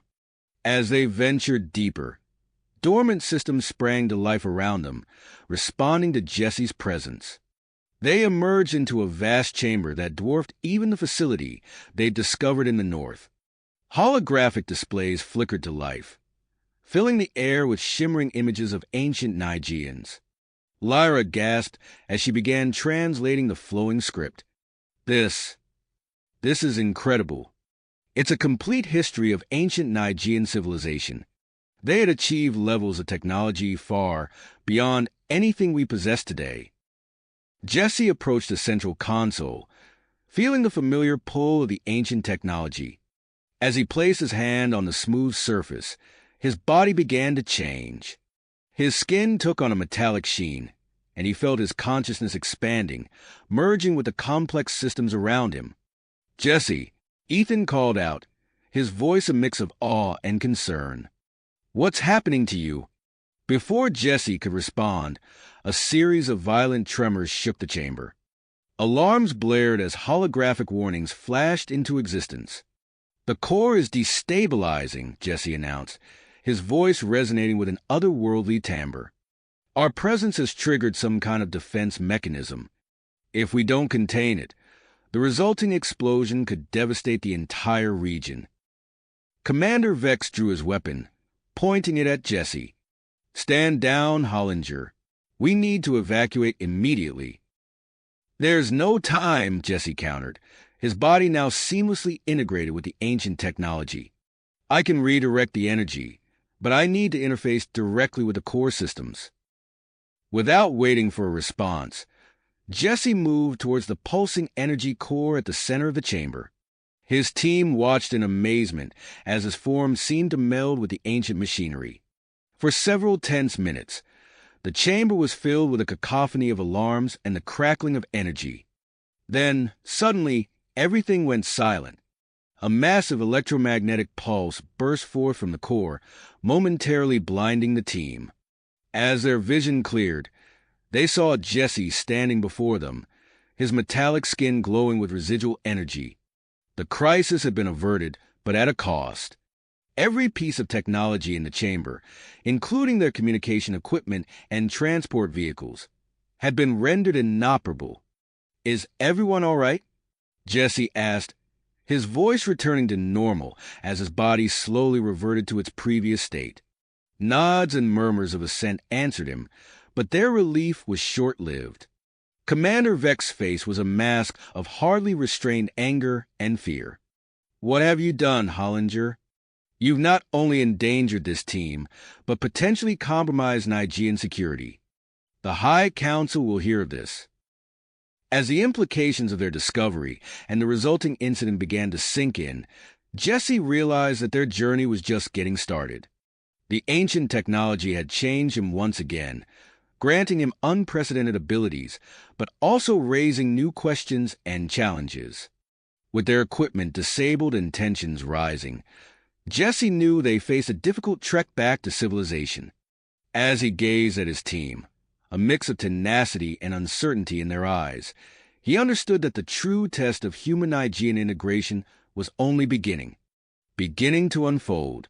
The journey back to the capital was arduous, with the team forced to rely on primitive navigation methods and their own physical endurance. Jesse's newfound abilities proved invaluable, as he could sense the electromagnetic fields of the planet, guiding them towards civilization. Upon their return, the capital was abuzz with activity. News of their expedition and the resulting electromagnetic pulse had spread quickly. As they approached the central plaza, Jesse noticed a mixture of awe and apprehension in the eyes of both humans and Nigeans.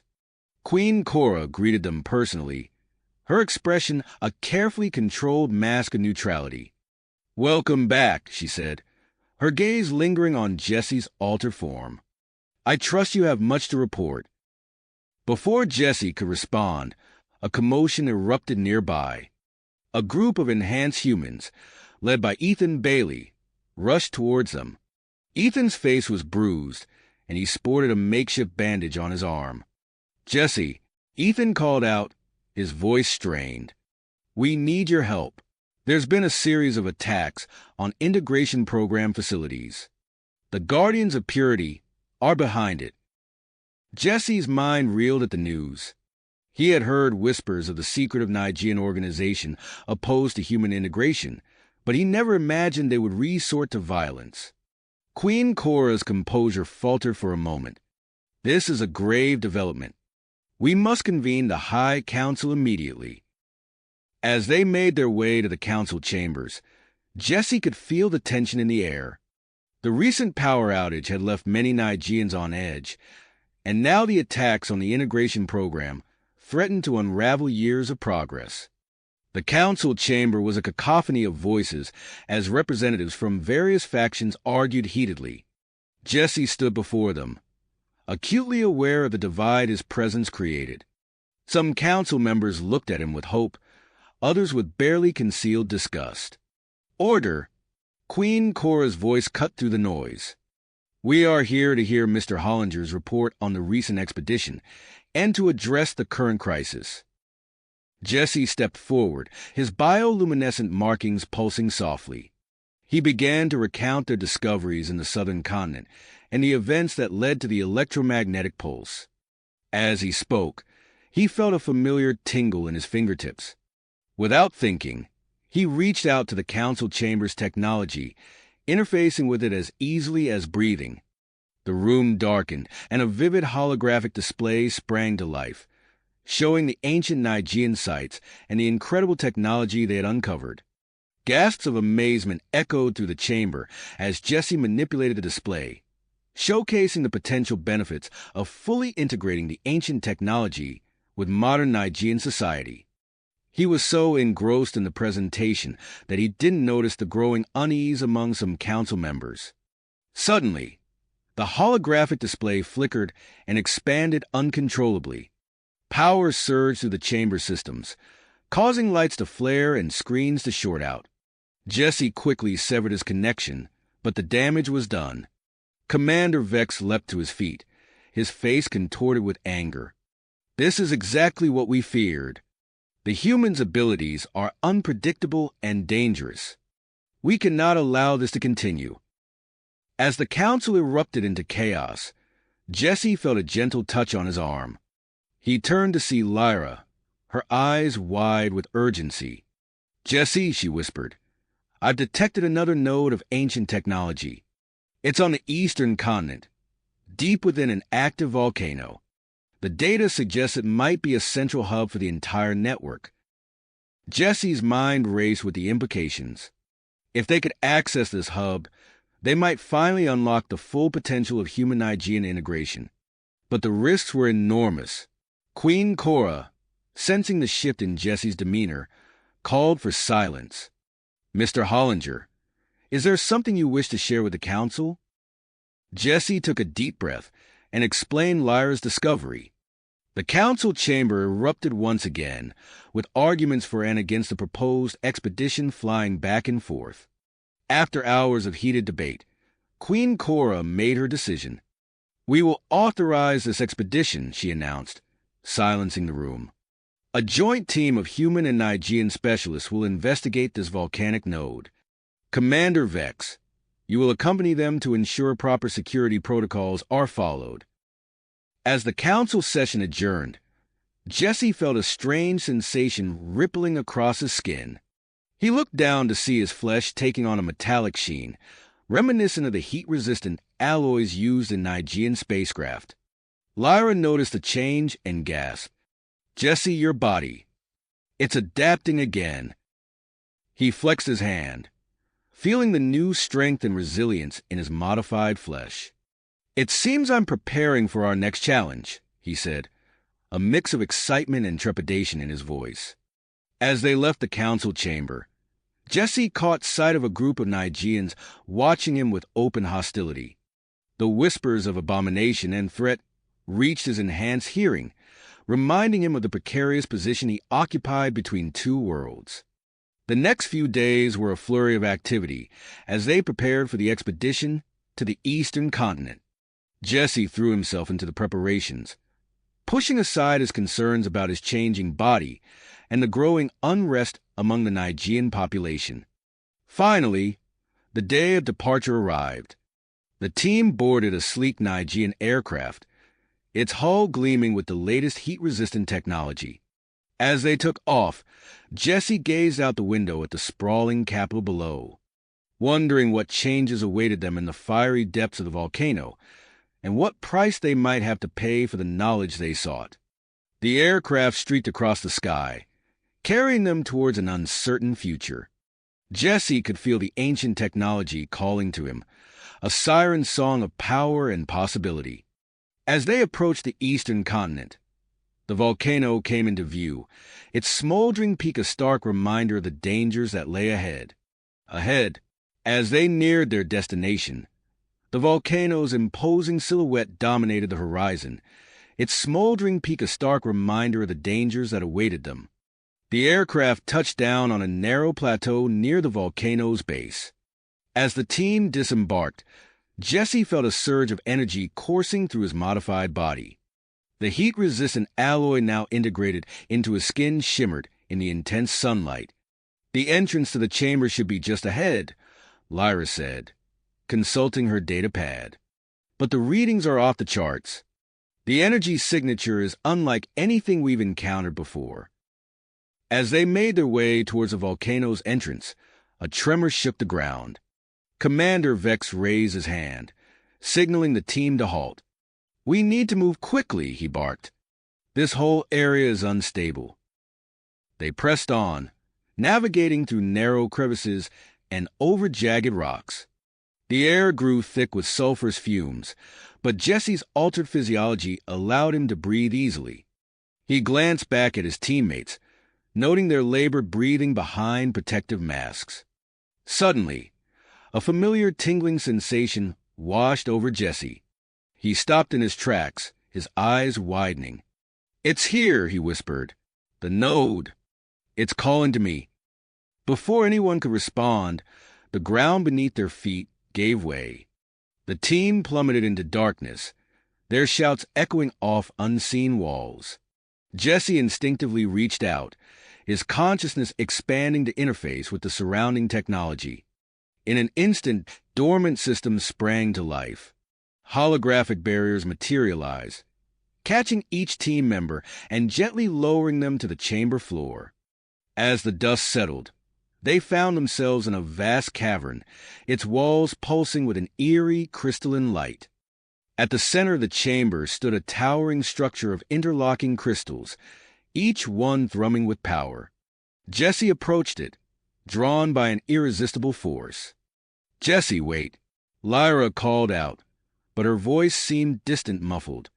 As Jesse's hand made contact with the crystalline surface, a surge of information flooded his mind.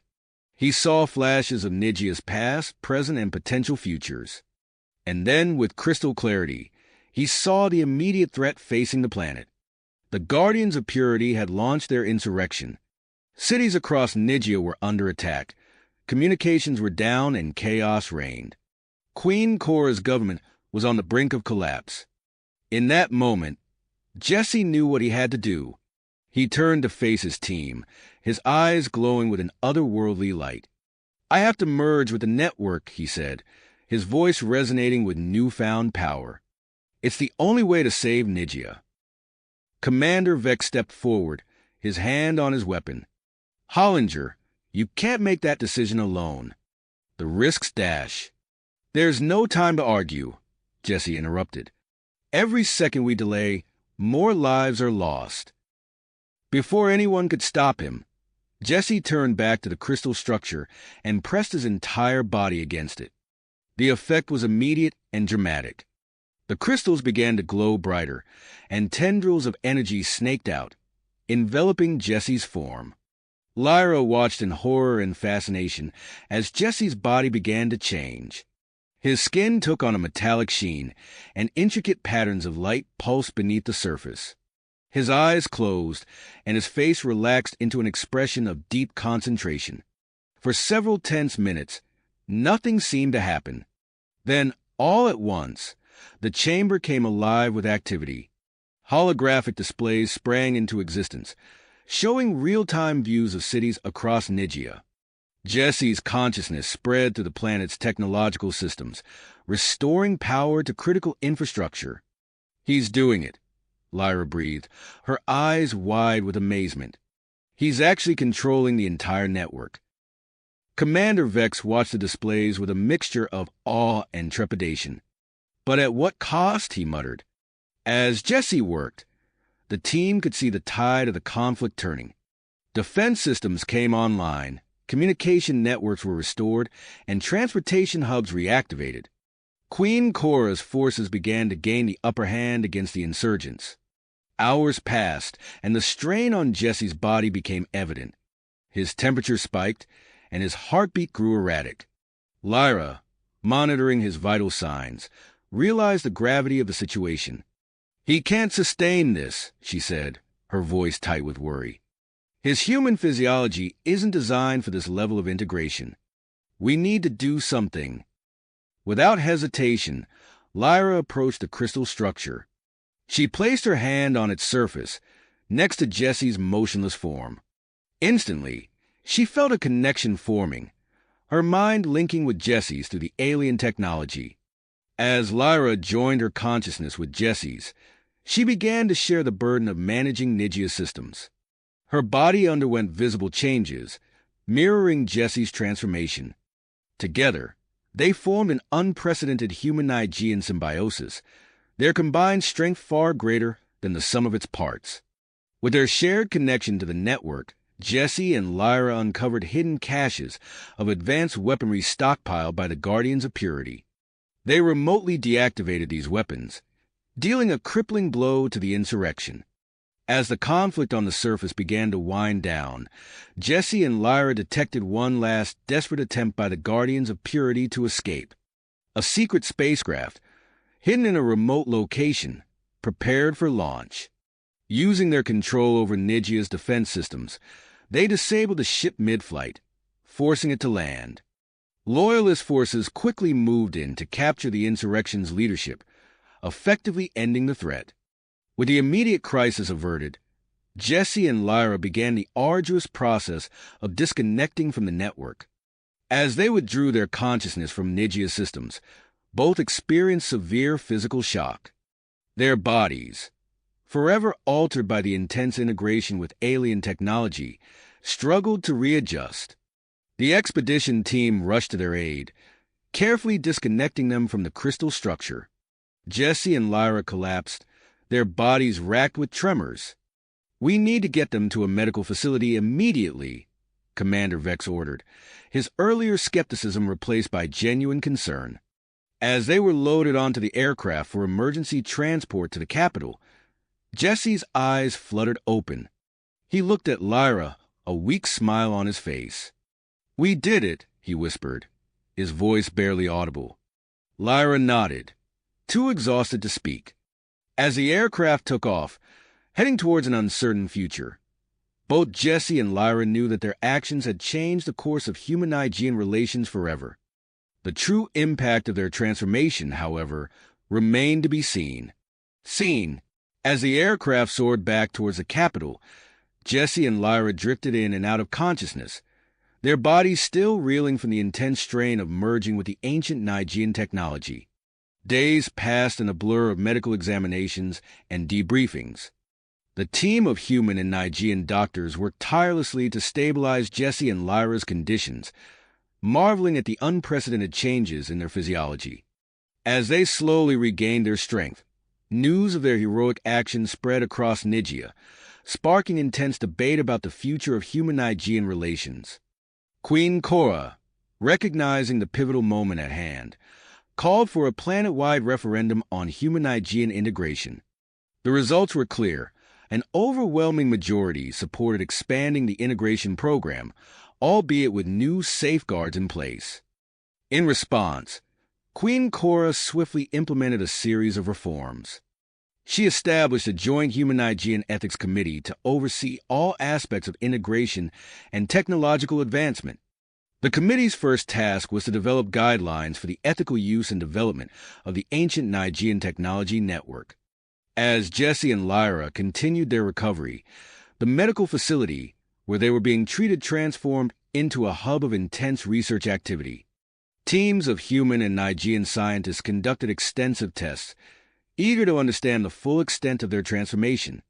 During one of these examinations, Jesse suddenly heard Lyra's voice in his mind, clear as day. "Jesse, can you hear me?" His eyes widened in shock. "Lyra? How?" They quickly realized they could communicate telepathically, a side effect of their shared experience with the ancient technology. This discovery sent ripples of excitement through the scientific community, opening up new avenues for research into human-Nigerian symbiosis. Ambassador Bailey, recognizing the diplomatic implications of these developments, proposed the establishment of a permanent Earth embassy on Nigeria. Queen Cora readily approved, and construction began on a state-of-the-art facility designed to accommodate both human and Nigerian physiology. As Jesse regained his strength, he found himself drawn back to the world of Nigerian technology. Working alongside Nigerian engineers, he helped develop a prototype neural interface that allowed unenhanced humans to temporarily connect with Nigerian systems. The potential applications were staggering, promising to revolutionize collaboration between the two species. Meanwhile, Ethan Bailey, inspired by Jesse and Lyra's sacrifice, took on a leadership role in training new human volunteers for the integration program. He established a rigorous curriculum that emphasized both physical enhancement and cultural understanding. "Remember," Ethan told his first class of recruits, "our goal isn't just to adapt to Nigerian physiology. It's to build a bridge between our two cultures." Despite the progress being made, the threat of the Guardians of Purity lingered. Though their open insurrection had been crushed, intelligence reports suggested they had shifted to more covert tactics, spreading misinformation and attempting to infiltrate key positions within the new joint human-Nigerian institutions. In response, Queen Cora authorized the formation of an elite security force composed of both enhanced humans and Nigerians. To everyone's surprise, Commander Vex agreed to lead this new unit. "I've seen firsthand what we can achieve when we work together," Vex explained during a press conference. "It's time to put old prejudices aside and focus on our shared future." As Jesse's influence grew, he found himself increasingly involved in shaping Nigeria's future. In a meeting with the Ethics Committee, he proposed a bold new initiative to explore the full extent of the ancient Nigerian technology network. "We've only scratched the surface of what this technology can do," Jesse argued. "By establishing research outposts at key nodes across the planet, we can unlock its potential while maintaining strict ethical guidelines."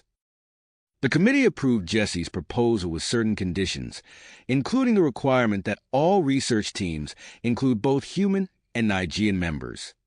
They also mandated the development of fail-safe protocols to prevent any single individual from gaining unilateral control over the ancient systems. As preparations for the research expedition began, Jesse and Lyra found their relationship deepening. Their shared experience of merging with Nigerian technology had created a unique bond between them. One evening, as they watched the twin moons of Nigeria rise over the capital city, Lyra turned to Jesse. "I've been thinking," she said, her eyes shimmering with an otherworldly light. "What we have, it's more than just a partnership. It's a union of two species, two cultures." Jesse nodded, understanding her meaning. "Are you saying we should make it official?" Lyra smiled. "I am. Let's show everyone that true integration is possible." Their decision to enter into a legally recognized union sent shockwaves through both human and Nigerian society. They became a symbol of what was possible when two species came together in harmony. The news sparked a cultural renaissance on Nigeria. Artists, writers, and musicians from both species began collaborating on works that explored themes of integration and symbiosis. Galleries in the capital city showcased paintings that blended human and Nigerian artistic styles, while concert halls echoed with the sounds of fusion music that combined Earth instruments with Nigerian harmonics. As the day of the expedition's departure approached, Jesse and Lyra stood on the launch pad, gazing up at the sleek spacecraft that would carry them to the far corners of Nigia. The vessel's design incorporated elements of both human and Nigean technology, a testament to what could be achieved through collaboration. "Are you ready for this?" Lyra asked, her hand intertwined with Jesse's. Jesse nodded, feeling the familiar tingle of excitement and apprehension. "As ready as I'll ever be. Whatever we find out there, we'll face it together." As they boarded the ship, followed by their team of human and Nigean researchers, a crowd gathered to watch the historic moment. The engines hummed to life, interfacing directly with Jesse and Lyra's unique physiology. As the spacecraft lifted off, soaring into the Nigean sky, there was a palpable sense of hope and anticipation for the future that lay ahead. The expedition had begun, but the true impact of human-Nigean integration was only just starting to unfold. As the ship disappeared into the upper atmosphere, those left behind couldn't help but wonder what new discoveries and challenges awaited Jesse, Lyra, and their team in the vast, unexplored reaches of Nigia.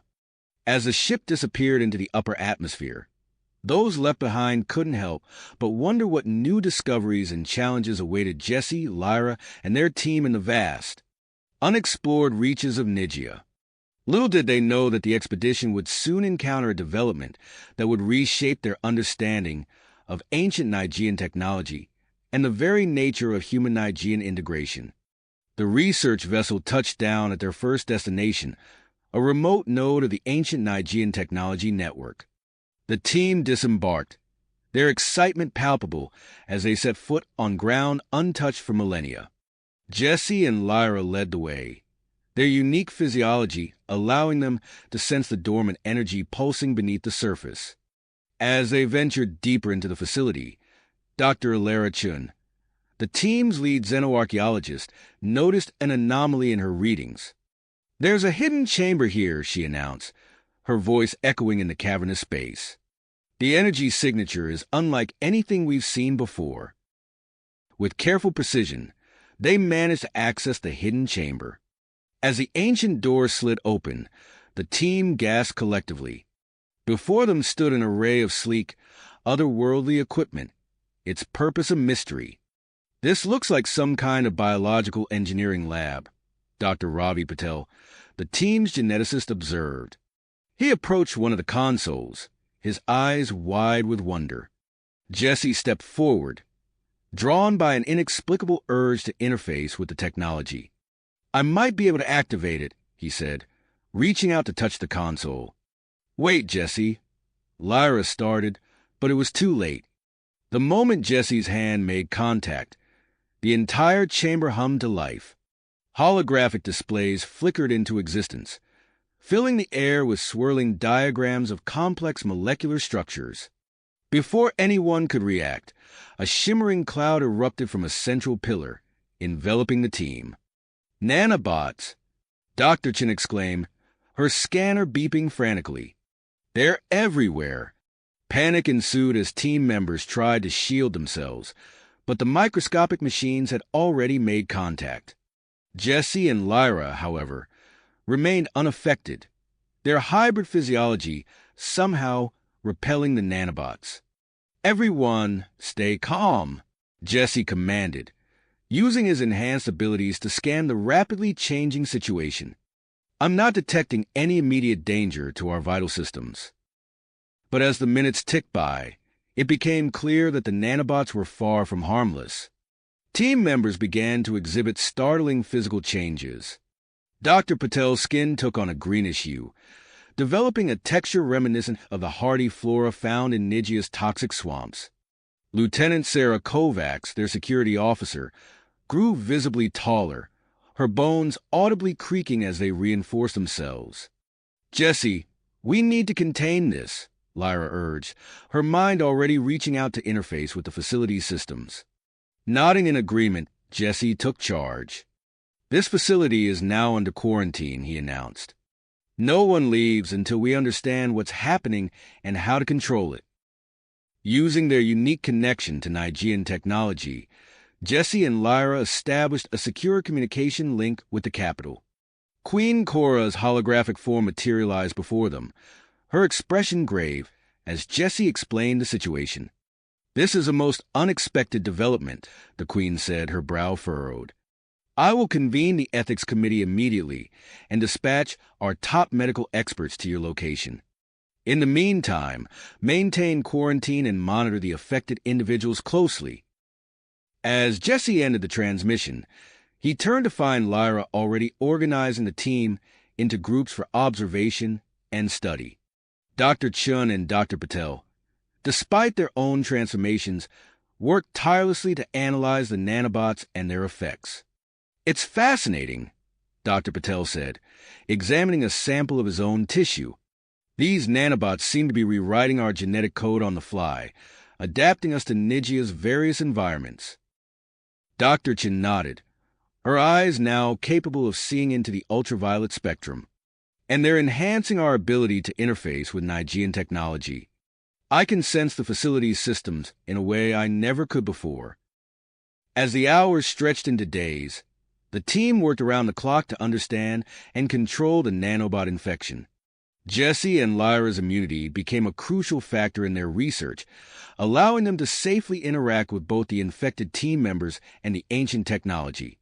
Meanwhile, news of the incident had leaked to the public, sparking a fresh wave of controversy. The Guardians of Purity seized the opportunity, flooding the media with dire warnings about the dangers of unchecked integration.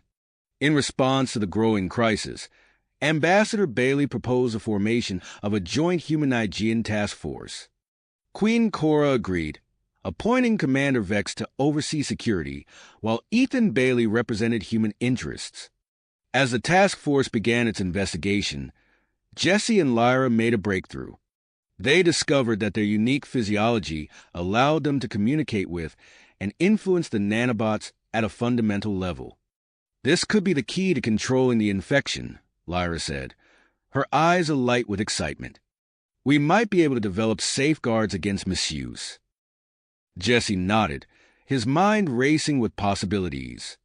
"We need to propose a controlled study. Volunteers from both species, carefully monitored nanobot enhancement. It's the only way to safely integrate this technology into our societies." The Ethics Committee debated fiercely, weighing the potential benefits against the risks.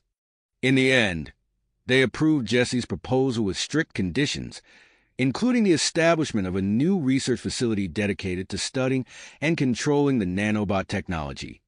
As construction of the new facility began, Jesse and Lyra stood at the heart of the ancient chamber, surrounded by the swirling holograms of nanobot schematics. They looked at each other, a silent understanding passing between them. "We have to be the first," Jesse said softly. Lyra nodded, taking his hand. Together, as they prepared to enter the newly constructed research facility, the eyes of two worlds fixed upon them. Jesse and Lyra knew that whatever the outcome, the future of human-Nigean relations would never be the same. As the doors of the research facility slid open, Jesse and Lyra stepped inside, their hands clasped tightly together. The air hummed with anticipation and the faint buzz of advanced technology. To their surprise, Queen Cora herself stood at the center of the main chamber, her regal presence commanding attention. "Welcome," she said, her voice resonating with both authority and warmth.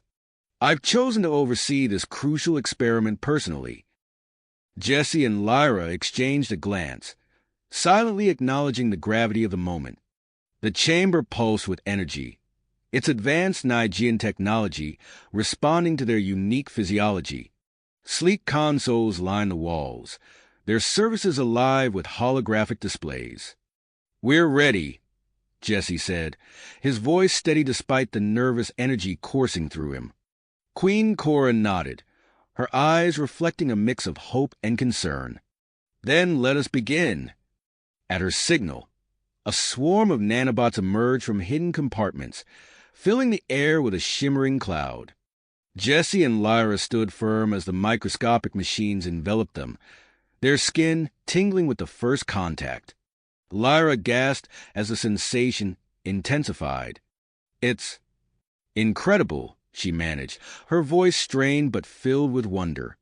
Jessie watched in amazement as his skin began to change, taking on an opalescent sheen that shifted colors with every movement. Beside him, Lyra's natural bioluminescent patterns grew more intricate, swirling across her body in mesmerizing designs. Suddenly, the facility's system surged with unexpected energy. Jesse felt a jolt in his mind, his connection with Lyra expanding beyond anything they had experienced before.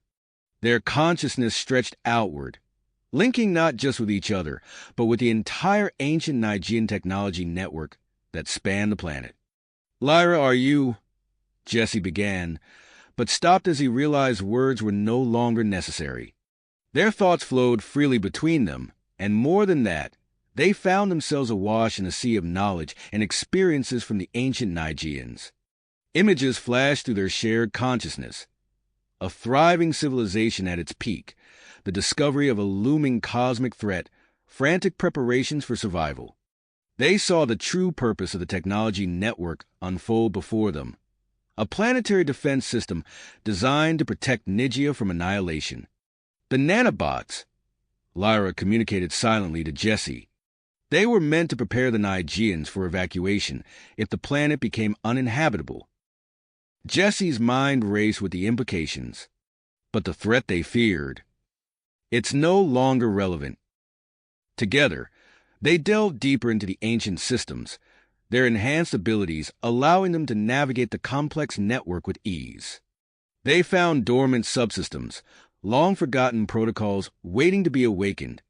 "We can reactivate the defense grid," Jesse realized. "Repurpose it to protect both Nigia and Earth." Without hesitation, they set to work. Their minds moved in perfect synchronization, interfacing with the ancient technology and coaxing it back to life. As they worked, they became aware of Queen Cora watching them intently, her expression a mixture of awe and anticipation. The chamber hummed with increasing power as systems long dormant began to awaken. Jesse and Lyra felt the energy building, spreading out from the facility and racing across the planet's surface.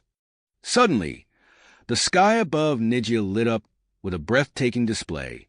A shimmering aurora danced in the upper atmosphere, visible even in broad daylight, the manifestation of the newly activated protective field.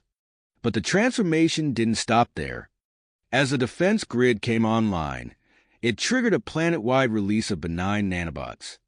These microscopic helpers spread rapidly, beginning the monumental task of repairing environmental damage and optimizing Nigia's ecosystems. Queen Cora stepped forward, her eyes wide with wonder as she watched her world transform before her. "This is beyond anything we could have imagined," she breathed. Jesse and Lyra slowly disentangled their minds from the network, the intensity of their shared experience leaving them breathless. They turned to face the Queen, their bodies still shimmering with their newfound enhancements. "Your Majesty," Jesse said, his voice filled with newfound confidence. "What we've uncovered here, it changes everything." Lyra nodded in agreement. "The potential for human-Nigean integration is far greater than we ever realized. This technology, this symbiosis, it's the key to our shared future." Queen Cora studied them for a long moment, her gaze moving from their altered appearances to the holographic displays, showing the rapidly improving state of Nigia's environment. Finally, she straightened, her decision made. "Then let this mark the beginning of a new era," she declared. "An era of true cooperation and integration between our peoples." As the Queen's words echoed through the chamber, Jesse and Lyra felt the weight of responsibility settling on their shoulders. They had unlocked the secrets of an ancient civilization and set in motion events that would reshape two worlds. But as they looked at each other, their enhanced bond thrumming with shared purpose and understanding, they knew that whatever challenges lay ahead, they would face them together as the living embodiment of human-Nigean symbiosis. You have reached the end of the story. If you enjoyed this story and want to support us, Please leave a like and subscribe to our channel, and for every comment that says 88, I will heart every single one of them. Thank you for your time.